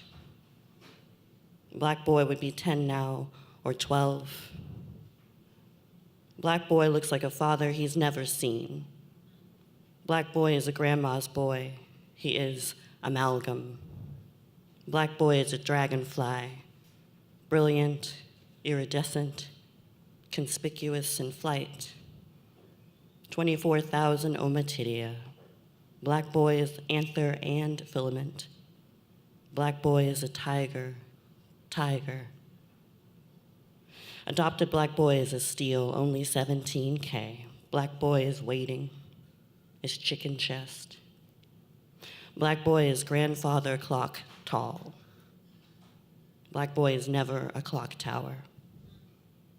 Black boy is egret wings, is flying.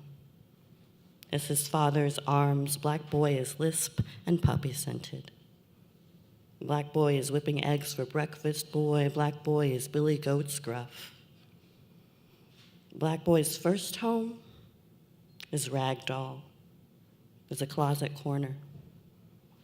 Is tender purple. Black boy is plum pit and walnut hull. Black boy is a curupira. Black boy is a dark city, is an open window, is a roving squad car. Is crashing glass and song. A single black boy is the softest avocado in the market. A black boy is confetti, see his locked hair, fairy. See his smile shatter light. See him shake in his new bathroom. See him wash his hands and brush his teeth. See the little boy explode into laughter.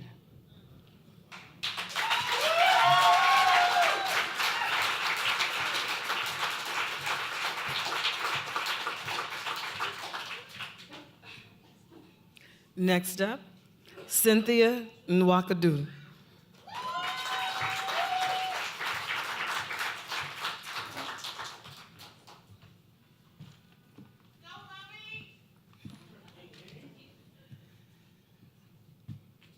The Kitchen Collage.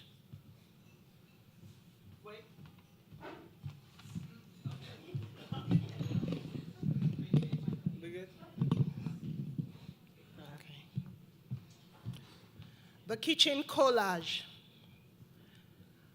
My other mother's kitchen glistens with things too shiny, things too new to use, and so I window shop. At 12 in the house father built, I know, better safe than sorry. wash 1 cup of rice. A hall of distorted images, my other mother's kitchen is a mirror. Stainless steel trays, knives, forks, and spoons show multiples of me. Convex and concave reflections of other brothers and other sisters. We dine on restaurant white plates, menu-styled meals in covered Pyrex. Add a pinch of salt.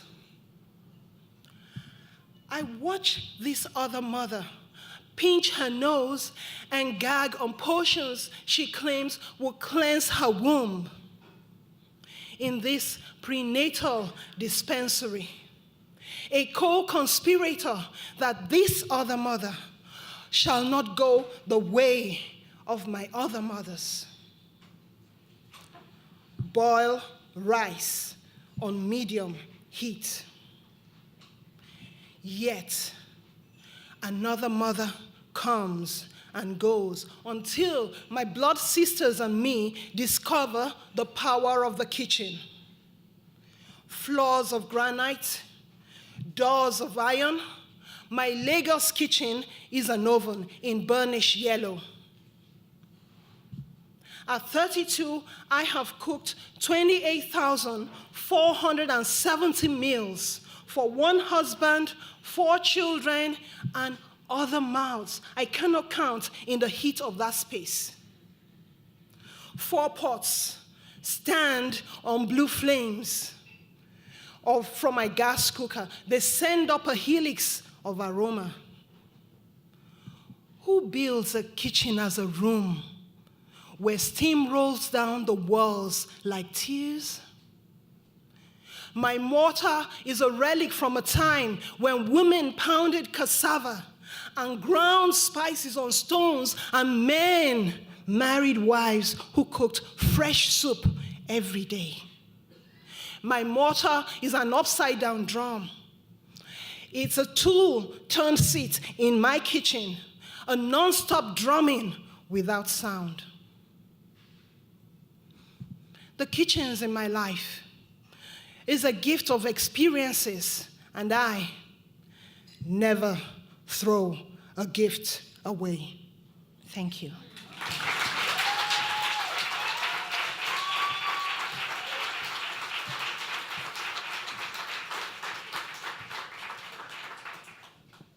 Next up is Aaron H. Sweeney.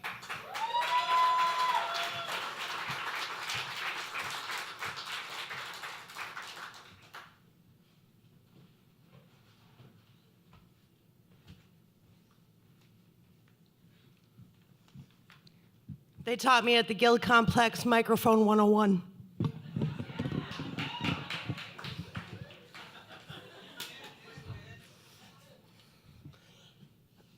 Excuse me. I'm honored to be here. This is in slim dotted lines, online Rob's imagination on the red line.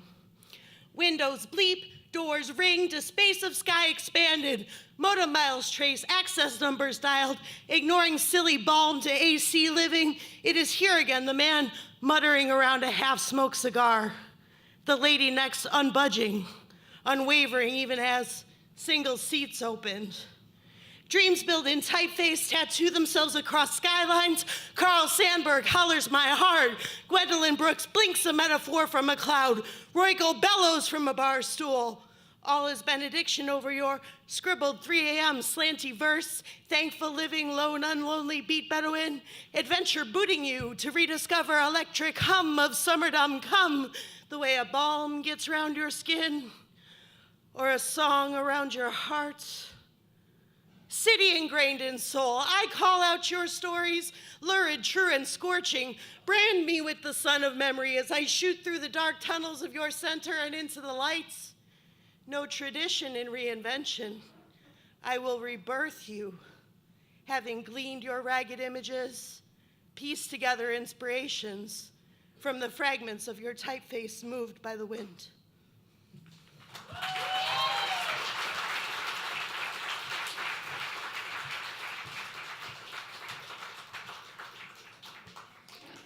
Next up, Nikki Potato.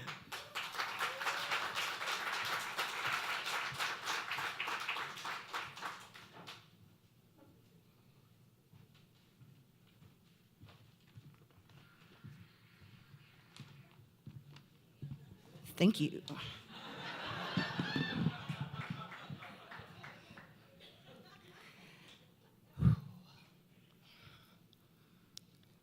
And when we speak, we are afraid that our words will not be heard nor welcomed. But when we are silent, we are still afraid. So it is better to speak, remembering we were never meant to survive. Audre Lorde. When it is the police, we remain silent. When it is rape, we remain silent. When it is someone famous, someone popular, someone powerful, we remain silent. Of all rape victims, we have the right to require silence because we think no one is innocent, not even the innocent, not ever the victims.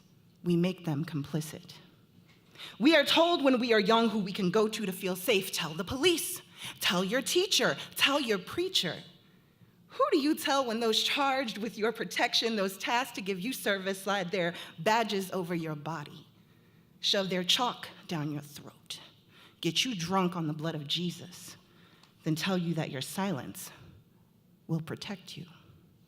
The numbers tell me that nothing will protect me or you, like how since 1976, 1,479 people have been executed on death row, but over 14,000 have been murdered by police.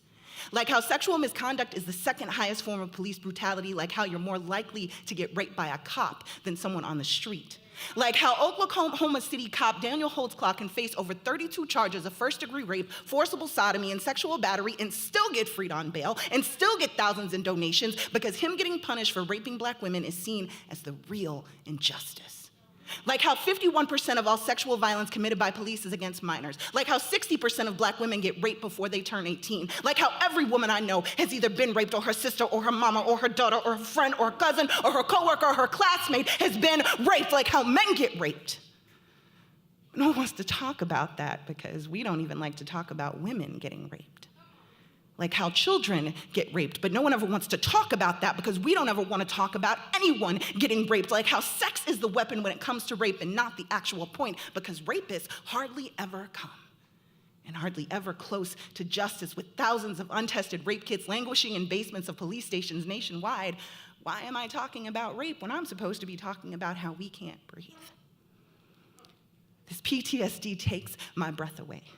Takes my days, turns them into tears, takes my joys, turns them into terrors, takes and takes and takes my light until I swallow darkness of silence to keep the kind of sanity that makes everyone else more comfortable than I will ever be. I have never been able to breathe. I hold my stomach in unintentionally, have held it in for decades trying to hold myself together, held it in so long that it hurts to pee, to sing, to sleep, to speak. Everyone tells me that my silence will protect me. Just like the police are supposed to protect me, just like church should be my sanctuary, just like schools and workshops and poetry were supposed to liberate me. But I still can't breathe because the movement ain't trying to get me free. When rape is so pervasive that those trying to uplift the masses do their best to try to uplift some asses, then press fingers into scream saying, just move with me, not against me, saying, keep this our secret. No one will believe you anyway. Gluttons for power will always gorge themselves on those they perceive as weak. What is most terrifying to the powerful is the weak realizing their strength. There is no keeping of secrets when the dead are resurrected through the anger of the living. There is no keeping of secrets when the raped find their justice in the telling of what happened. There is no keeping of the secret that the system of America was built between the thighs of captured dark women, built inside the grooves of bloodied Black backs, built on top of bones red feathered with colonizing cruelty. When the desecrated begin to assess the damage, demand what was stolen be returned. Demand what was broken be repaired.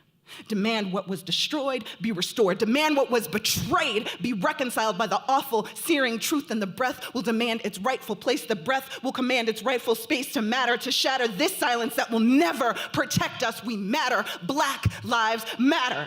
Black lives, women, trans, lesbian, gay, gender nonconforming, men, children, raped, beaten, arrested, unprotected, exploited, poor, policed, and all in between. Black lives matter, and so we must breathe.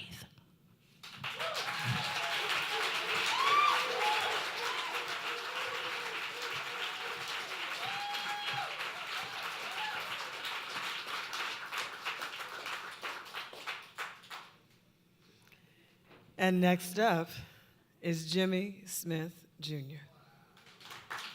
You got it. It's okay.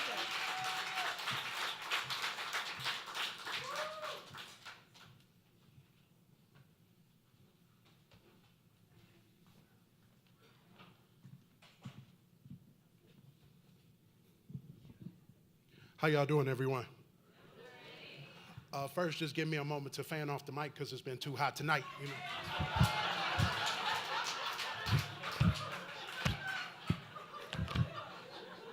Sheesh. Man.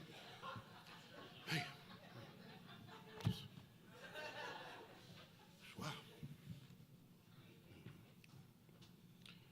Shedding at 95th and St. Lawrence, Chicago, Illinois, 10-1-13. Waiting for bus at Chicago State. Vehicles make you jealous when they stop at traffic lights and leave when green. But they couldn't leave fast enough this time. At about 3:20 p.m., a lizard scaled in woman's skin terminated her cigarette, walked about 10 yards, squatted, pulled down her tan capri shorts, no panties, bare ass, and excreted golden piss in grass. It probably died on contact. No tissue, no sanitizer, nor her chocolate complexion could save her from dignity, herself, or whatever inside her that does not give a damn. Cars stop and almost crash. She finishes and walks back towards bus stop, slowly and slimy, looking at everyone like, I don't give a Donald or Daffy Duck, now what? As she waited for and got on the 115 Pullman bus in all her filthiness. Thank you.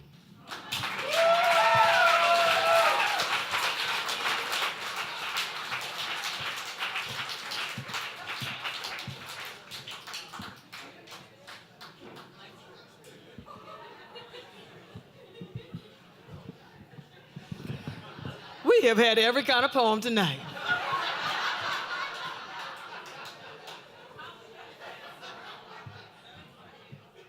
We had every kind of poem in that round.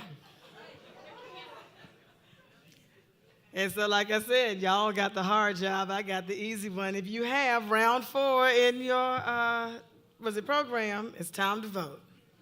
We want you to do it as quickly as you can because we're running, out of time. So we're going to shorten up the program as much as we can. But Lord have mercy, y'all got a voting task on your hands. This is amazing. One of the things I also wanted to do is Michael Puakin out in the audience. All right, because I can't see. Like literally all I can see are like the little dots. So Michael, can you come on up for a second? Because Michael has like an amazing story about Gwendolyn Brooks. And we really are doing this because we want to make sure that like just how awesome, our patron saint of Chicago was. In case you were too young or you just weren't here, you really missed a special being and a special time. We could be at Chicago State and she'd be there hanging out, or she'd be at other poetry readings or whatever. And she would just do the most wonderful things and say the most awesome and beautiful things. And this is a story of one such time. A lot of people talk about her poetry, but her generosity is legendary. So among many other things. She came to the, like Andrea said, she came to the Guild Complex and said, I want to set up this contest for, to help people write and read poetry. And about the third Gwendolyn Brooks Open Mic Awards, I entered. And it was a long affair. It went on a long time. And it was dark like this is, and people would just come up. There'd be like 70 or 80 poets. Gwendolyn Brooks would sit at the table, and she would not move. Next to her was her daughter, and the two of them would listen to every single poet, and then at the end of it, she'd write the check. So for me, I was sitting in the audience, and they called my name. I went up, I read my poem, I went back down, the next person came up, and I was sitting there listening to the next poet. Somebody tapped me on my shoulder and said, "This is from Gwendolyn," handed me a piece of paper. And I looked at it, and you know, I did not win that contest that year, or ever. I tried. But that paper lasted, her note lasted so much longer than, you know, $500 ever would. But I opened it up. Oh, it's on my wall, my writing wall above my writing desk right now. But she said, "You are unique and splendid, Gwendolyn." Well, what do you need? What do you need when you're a young poet? But that kind of encouragement. And that stays with me. I see it every day.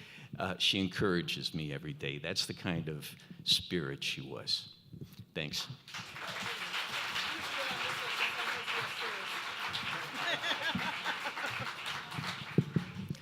I hear that story every year, and it makes me happy every time I hear it. Also, Michael, you're on the board for the Guild Complex? Yes. So we have that, right, going on. The Guild Complex and Young Chicago Authors and so many organizations that could come together and really built a city that was so incredibly literary and literate and literarily literate. Like we would hang out with folks like, you know, Sterling Plump, who insisted on literary literacy. It's like, you know, what do you mean you can't quote Auden as well as Langston Hughes, as well as Sterling Brown, as well as Lucille Clifton, as well as. And I was like, oh, okay, I've got my little list. You know, I remember Stuart Dybeck hanging out at the Guild Complex, and we're like, wow, Scott Turow loving us over there at Chopin Theater. You know, and you're just like, oh, you know, it was such an awesome time. So I want to make sure that you do remember to submit, right, to the Leon Forrest Prose Award. We also want to make sure that you come out on the 29th to the 100,000 Poets for Change with the Red Rover series on Milwaukee. And then we have on October 11th, Magnitude and Bond, 3 generations of Gwendolyn Brooks, the wonderful Sierra Miller, Dr. Tara Betts, and the amazing poet, the amazing human being, Angela Jackson, will be reading as well. So that's going to be an awesome time. Right here in front, y'all some bad mofos. Can we do me a favor? I don't know if the lights are up, but if not, bring them up just a little bit more, because I want y'all to stand. This is a groovy time. This is the time that you're going to be happy. Face the audience. Yes. Get raucous, because they brought the noise, the message, the love. They brought their words. Yes.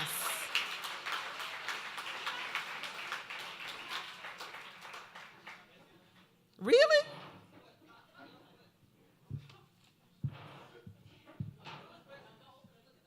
Oh, okay, that's what okay, there we go.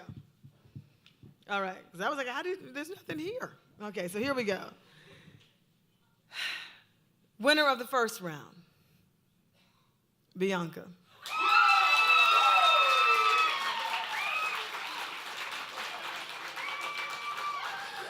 Winner of the second round, Kennedy.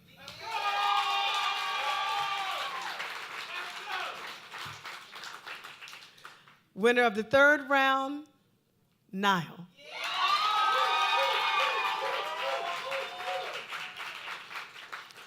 Winner of the fourth round, Nikki.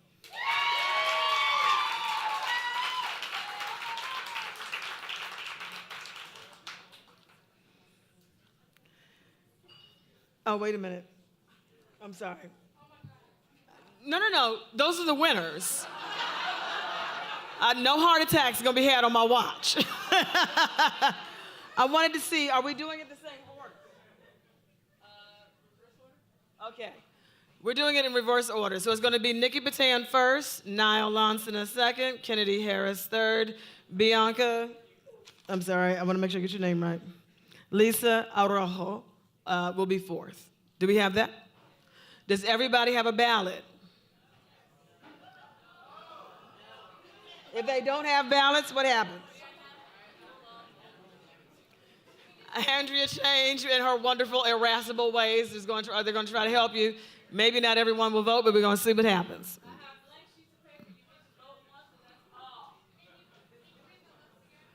All righty. First up will be Nikki. Second will be Niall. Third is Kennedy. And fourth is Bianca. We got that? No problem. I can do it all night. Except that we got to keep on going. Okay, Nikki, number one. Number two, Niall. Number three, Kennedy. Number four, Bianca. And don't worry about how you're spelling it. The only people that you really can get mixed up is Niall and Nikki, so make sure you write those very clear. If you're gonna put those down, Kennedy and Bianca, I think we'll be all right. We won't get those mixed up, hopefully. Are we good? Are all the ballots out? I'm trying to be as fair as I can, but I'm trying to also move this along. Let me know when I can go. So, here I go. So I'm gonna tell you, I used to want to be a comedian. I'm just gonna wait until they tell me I can go. And so the reason why I became a poet is because I have stage deafness, and it's hard for me to hear the audience when I'm on stage because I'm actually like scared to death. And I know you're going, oh my God, that's what scared to death looks like? Yes, it is. Yep. Because I want to make sure that y'all are having a good time. I'm saying what I need to say, blah, blah, blah, blah, blah. And so I did comedy once, and it was at George Washington University. I was 21 years old, and they said that I was a hit, but I did not hear any laughter. My entire heart caved into my body. I think I probably didn't eat for a few days after that and like just sweated profusely for a week. Yeah, I know. And so I felt like that was a bad response to being on stage, and so I just didn't do it again. And I did, behind the scenes work. I love being like the prop girl, because I like theater and I like hanging out with really cool people. I just didn't think I could be like the really cool person. But I could easily do the work of other people, and I could hear the response, or I could see the response. And I was okay. I was like, yay, this is good. I can like read other people's poetry. And then the song came out, OPP. You remember OPP? So you down with OPP? Just remember, for me, the P was poetry. I was down with other people's poetry. I didn't actually get the understanding of what they were talking about. And so, then I did that, but then I was able to like actually hear people, like I actually heard you laugh. And now, even though I can't see you, which is one of the most frightening things for me, to be on stage and hear laughter, but not see if you're laughing at or with. We're good now? All right, good. So here we go. First up, like I said, we're going to do the order again. Nikki, Niall, Kennedy, and Bianca. The next voice on the mic is Nikki Potato.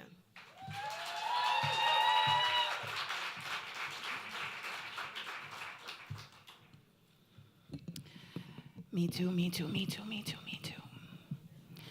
And when we speak, we are afraid our words will not be heard, nor welcomed. But when we are silent, we are still afraid. So it is better to speak, remembering we were never meant to survive. Audre Lorde. When it is the police, we remain silent. When it is rape, we remain silent. When it is someone famous, someone popular, someone powerful, we remain silent. Of all rape victims, we have the right to require silence because we think no one is innocent, not even the innocent, not ever the victims. We make them complicit. We are told when we are young who we can go to feel safe. Tell the police. Tell your teacher, tell your preacher. Who do you tell when those charged with your protection, those tasked to give you service, slide their badges over your body, shove their chalk down your throat, get you drunk on the blood of Jesus, then tell you that your silence will protect you?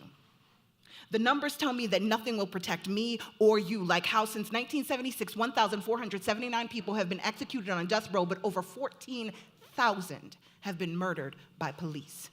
Like how sexual misconduct is the second highest form of police brutality, like how you're more likely to get raped by a cop than someone on the street, like how Oklahoma City cop Daniel Holtzclaw, Holtzlcaw, can face over 32 charges of first-degree rape, forcible sodomy, and sexual battery, and still get freed on bail, and still get thousands in donations because him getting punished for raping Black women is seen as the real injustice, like how 51% of all sexual violence committed by police is against minors, like how 60% of Black women get raped before they turn 18, like how every woman I know has either been raped or her mama, or her sister, or her daughter, or her friend, or her coworker, or her classmate, or her cousin has been raped. Like how men get raped, but no one ever wants to talk about that because we don't even like to talk about women getting raped. Like how children get raped, but no one ever wants to talk about that because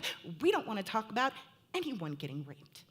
Like how sex is the weapon when it comes to rape, not the actual point, because rapists hardly ever come and hardly ever close to justice, with thousands of untested rape kits languishing in police station basements nationwide.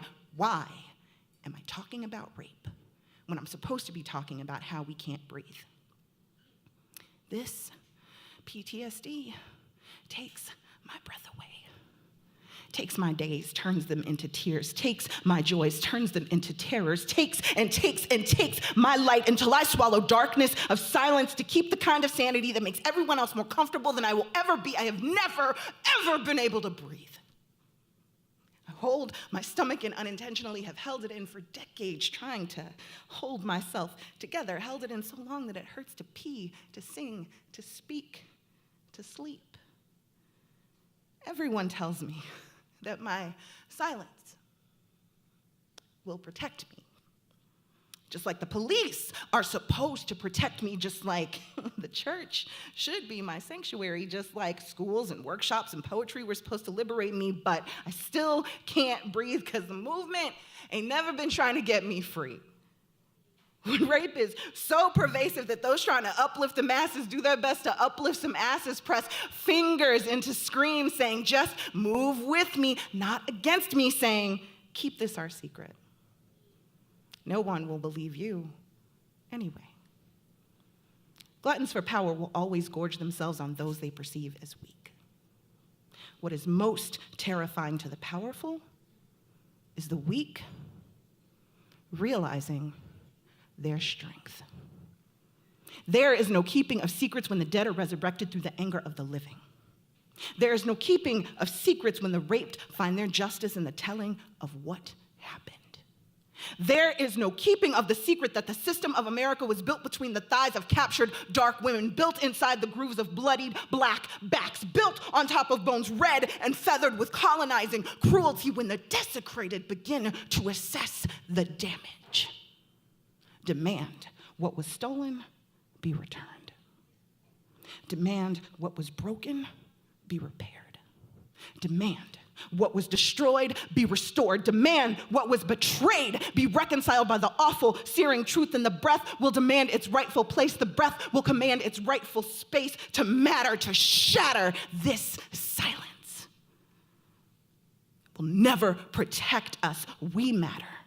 Black lives matter. Black lives, women, trans, lesbian, gay, gender nonconforming, men, children, raped, beaten, arrested, unprotected, exploited, poor, policed, and all in between. Black lives matter. And so we must breathe.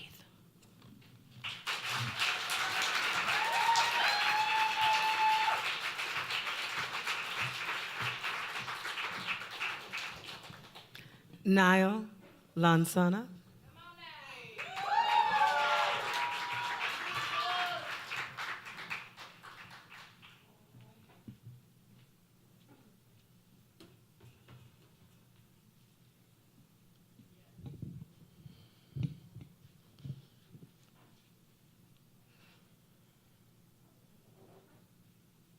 One, my brother Ari's abilities ain't from here. It took him longer to start talking than most. He speaks a different language. Therapists call it scripting. I call it TV talk. When syllables flutter from his tongue, he echoes phrases from his favorite TV shows. Dora had him say Impala more than stop. Little Bill teaches him to clean his room like socks, socks, zoopty socks, 1, 2, zoopty zoo. Blue's Clues had him solve the mysteries before he could tie his shoes. Ari also uses TV talk when he's in trouble. He unleashes singing telegram to gain smiles and avoid punishment. It'll go like this: me, me, me, me, so smile. And the rest of Uniqua's soliloquy from the Fly Girl episode of The Backyardigans. Some nights, Ari craves the rush from exploring a world beyond his own. Therapists define it as wandering or elopement. He breaks locks and bursts on the Chicago streets before dawn. Somehow, spirits always guide him back to warm bed. Ari's about to graduate from 8th grade. I will have to teach him that this world sees big boy with dark skin before supersuit, that autism doesn't override his black. 2, all he has is a toy truck. A toy truck. I'm a behavior therapist at a group home. I'm unarmed. My patient is autistic. He's fine, Ronaldo. Please be still, Ronaldo. Lay on your stomach, Ronaldo, sir. It's no need for a firearm. 3, July 18, 2016. Charles Kinsey lays in the middle of a North Miami beach trying to calm his patient, Ronaldo. Ronaldo ran from the group home that afternoon exploring, just like Ari.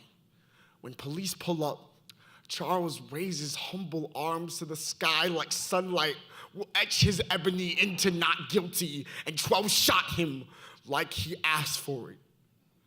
I think about Charles's hands, Ronaldo's toy truck, and a senseless police bullet, and wonder if Steve has a way for Ari to figure out these Blue's Clues.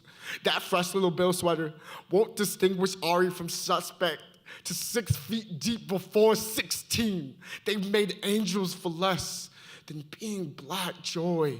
Ask Emmett's whistle, Tamir's swing, Trayvon Skittles. 4, Ari, I know you can TV talk your way out of the most dark and twisted fantasies. But I don't want to see you try. All he has is some stickers, just stickers. We were just walking around the block. I'm his older brother. He's fine. Ari, please be still, Ari. Don't start singing, Ari. Ari, don't move.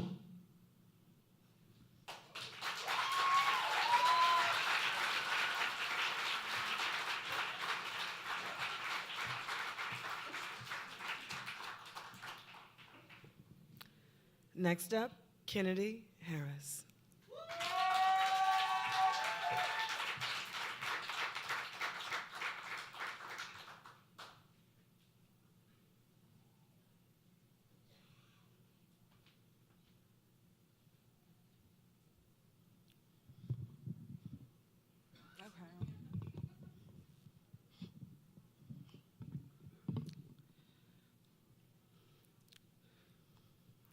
We both knew already, so I don't know why she had my pregnant ass sitting in the emergency room until 4 a.m. My mother never trusted me, even when I was trying to be honest with her, even when all of the pregnancy tests were positive, and I haven't had a period in 2 months, and I never liked avocados, but all of a sudden it was the only thing I could stomach. My mother still calls it a stomach ache, or cramps to a period that forgot to bleed, or a demon. I think my mother expected the doctor to do an exorcism. I think my mother calls my baby a list of shit she doesn't fuck with to make the execution easier. The doctors finally called my name, is ready for my secreted secrets to fill his nosy ass cup. Doesn't know I've already been exposed. We wait some more until the pink elephant in the room says a congratulations that I am way too familiar with. And my mother's face maddens, and my belly button becomes the only exit, and my skin becomes white padded walls, and my baby has to escape me, or my insane asylum of a body. And my baby has to escape me, or my insane asylum of a body. My baby knows that if she does not get out now, she will die here.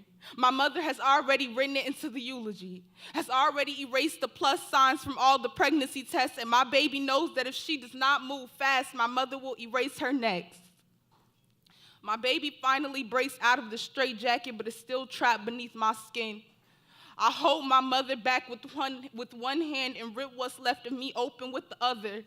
I hold my mother back with one hand and rip what's left of me open with the other. I wrap the scraps of my skin around my baby's feet like running shoes. I tell her to go. All I want is for her to make it out alive, even if that means I won't. My baby is small enough to get through the exit, but she doesn't. My baby just stops and stares at me, and I can feel my arm getting weak. This is the first time I heard her call me mommy, then say that she will not leave without me. My baby knows that every building left empty will eventually be torn down, and my emotional ass lose all the strength that I was holding my mother back with. My mother snatches my baby by the arm and injects it with something that makes dying hurt less.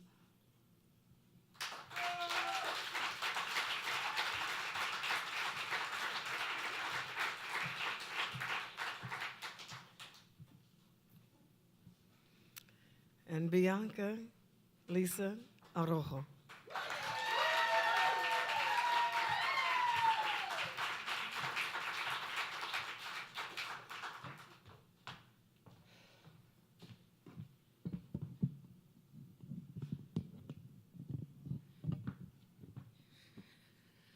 My great-grandmother was Maria del Carmen. My grandmother is Maria del Carmen.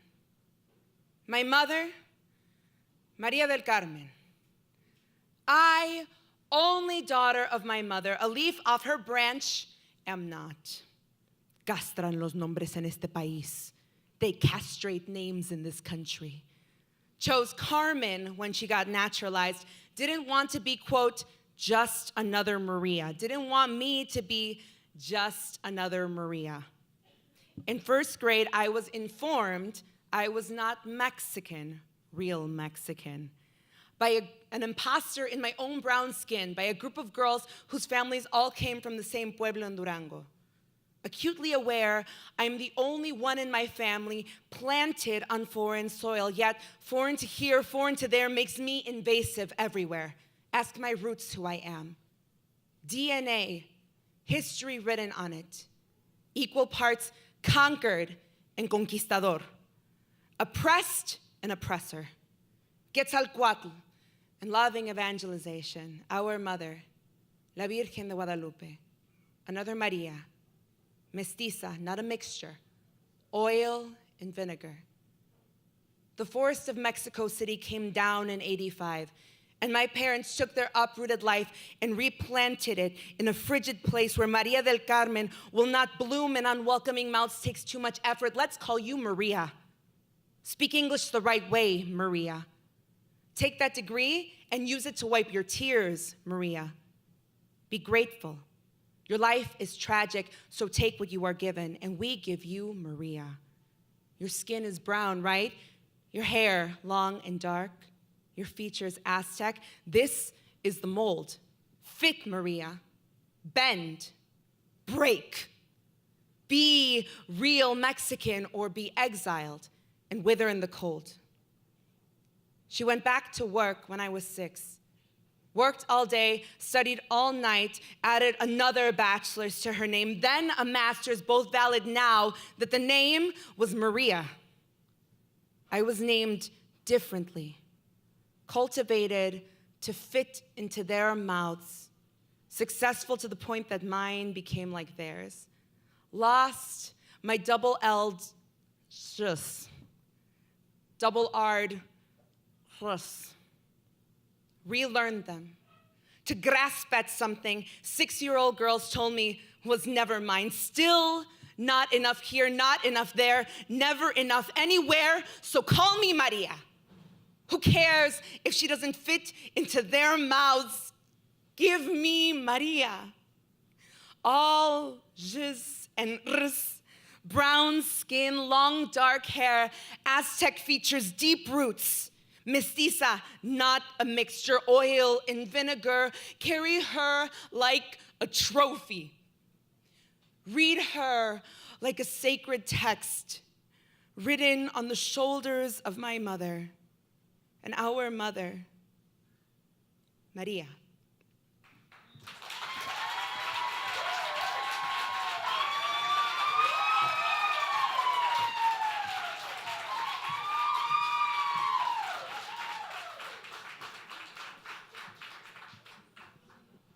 I love this night. Another thing that I love about this night is that in the most racist and segregated town, we had such an amazing diversity of writers. We have a great diversity in this audience, and it makes me very happy. I mean, I know we expected for Hyde Park, but I'm just saying, it's Chicago. We have representation from all over the city. And that, in and of itself, is a testament to the actual working class roots of the guild complex itself. Michael War and Luis Rodriguez? Nope. Okay, yes. Okay, because you know, I wanted to make sure I got it right. I used to work for the guild complex. It was my first job in Chicago. Ellen Placey Wadey had to guide me through the 6 corners at like Ashland Division in Milwaukee, because I almost killed myself 3 times trying to get this job, trying to get across the streets. And so I worked, you know, with this organization. And then, what'd you say? Oh, this somebody was talking to me about Ellen, because Ellen was awesome. And so I worked, and we kind of brought it through a very rough period. We were at the Chopin Theater. Oh, lights up. Because you know I can't see. Are they up? Are they coming up? Are we good now? Hello, sir, ma'am. Please turn up the lights. We'd like to be able to see. Is it happening? I did my job. We'll figure it out. Oh, wait a minute. So y'all are voting, right? And you passed up your ballots? Are we doing that? Okay, there we go. Okay, good. So I'm working for the organization, and it's just a wonderful place. So if you ever have time and energy and the desire, please volunteer with the Guild Complex. And if you have the money to give, they're also accepting such things as that as well. And if you know where we can get some more, it's awesome. We'd love to put on more events. So next year, Guild Complex turns 30. I know, 30 years old. I'd like to say I was a very, very young woman when it opened, but, well, not happening. I was grown. We have a group pick while we're waiting. Do you want them on stage? Everybody that competed, come on up this wonderful side over here. Now look at here. You short people know who you are. And you make sure you get in front. And just like that, all you tall people, you know who you are. Make sure you stand behind somebody who's short so that way we all can be seen. Because I'm only 5 foot. I'll say 5. I've got on some heels now. All righty, we got some folks here. We're gonna move it back a little bit. Are we gonna move to the edge of the stage? How are we doing this? Who's taking the picture? Tall people in the back. Right. Also stay in the light. Okay, so I think we might have like 3 rows of like 7. Oh, I think I did math. This is like the best. So many years ago, I was a coach or one of the chaperones for the Brave New Voices team, I think from YCA or whatever. And it was so cute because they made it to the finals. And then, you know, everybody just kind of threw it in. They were like, we're going to do whatever poem we want. We're going to take as much time as we want. It was like they had great judges. They had like Sonia Sanchez and folks. It was like awesome. So instead of like choosing a winner, they said like we all won. We aren't doing that here because we give away money. They don't give away anything at that thing. So like they were like, why in the heck are we going to sit up here and like torture each other about winning? And I love that these folks are like, yeah, fuck it. We're going to stay on stage. We're just going to be around hugging folks and being all happy. And that makes me happy. One team, one team, one team. Awesome. For the 25th. Oh, that would have been great, actually, if we said that. All righty, so I don't know where they are in the counting part of this. So would you all like to hear a poem from me or something? I'll do the poem, actually, that I won with. How about that? Many years ago. All righty. So this one is called, In This Hand, I Hold the Future. In this hand, I hold the future, and in this hand, I hold the past. And I set my child down between my knees, and I weave the past and the present into her head. I was told by my mother that there was a child named Mary that came off a ship in Charleston, South Carolina in 1804. And that child was sold to a man who had her on a farm where she learned how to do cornrows through the hair of her children because she worked corn and cane in the fields. She was there because her family knew about rice. And we ate it for breakfast, lunch, and dinner. I didn't know it was because of my ancestry. I just thought it was because it was delicious. I held the future in my right hand and the past in my left, and I had to weave it together to make my life out of these names that were passed down, like Dorcas, like Doctor, like Samuel Livingston, I presume. I come from women who came from men who braided history in their hair. I am the daughter of a historian and a nutritionist.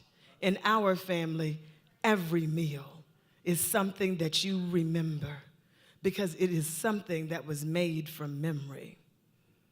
I learned that chicken was more than just something you put on your plate.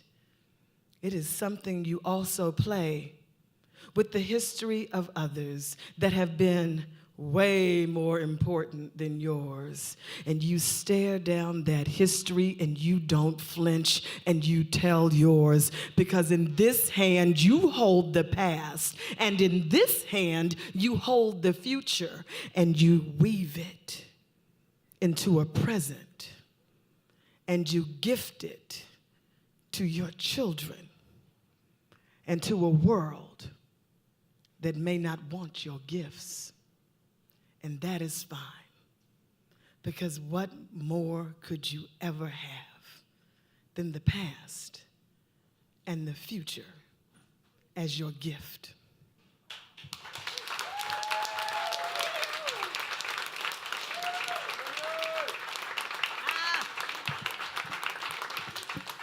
And we welcome to the stage Nora Brooks Blakey.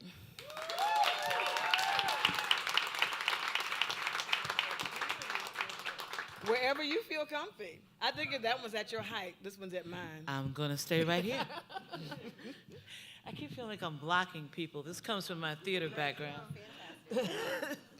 Okay, so this is the part of the night that people have been leaning toward, although you should have been leaning toward all of this magnificence. Yes. Because this was awesome. So, and like Tony, I'm so glad I did not have to vote. Well, vote, but not judge. Mm-hmm. So, to keep Andrea happy, I did bring my purse up here, but but here is the check.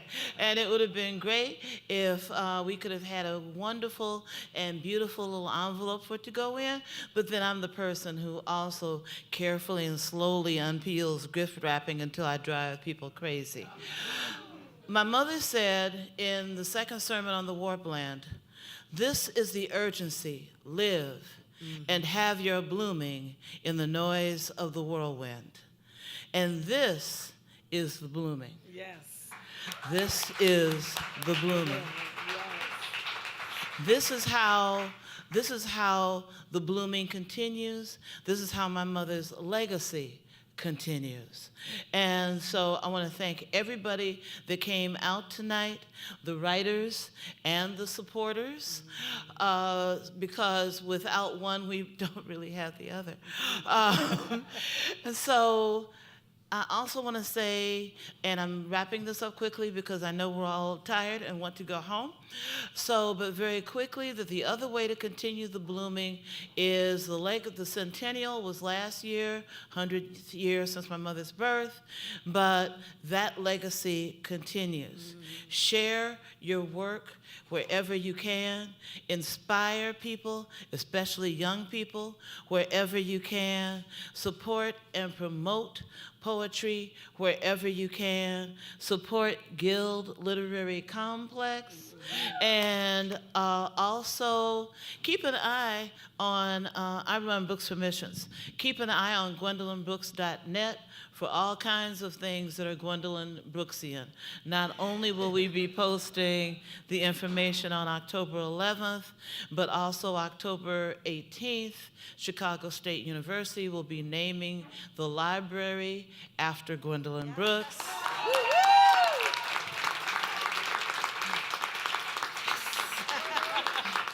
October 30th, there's a group that will be doing a reading of all of Maud Martha.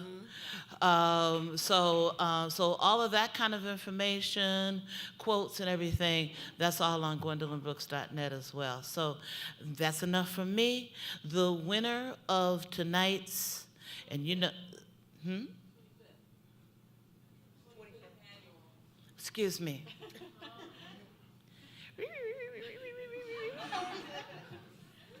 The winner of the 25th annual Gwendolyn Brooks Open Mic Awards, besides all the other 19 winners up here, is Niall Lasana.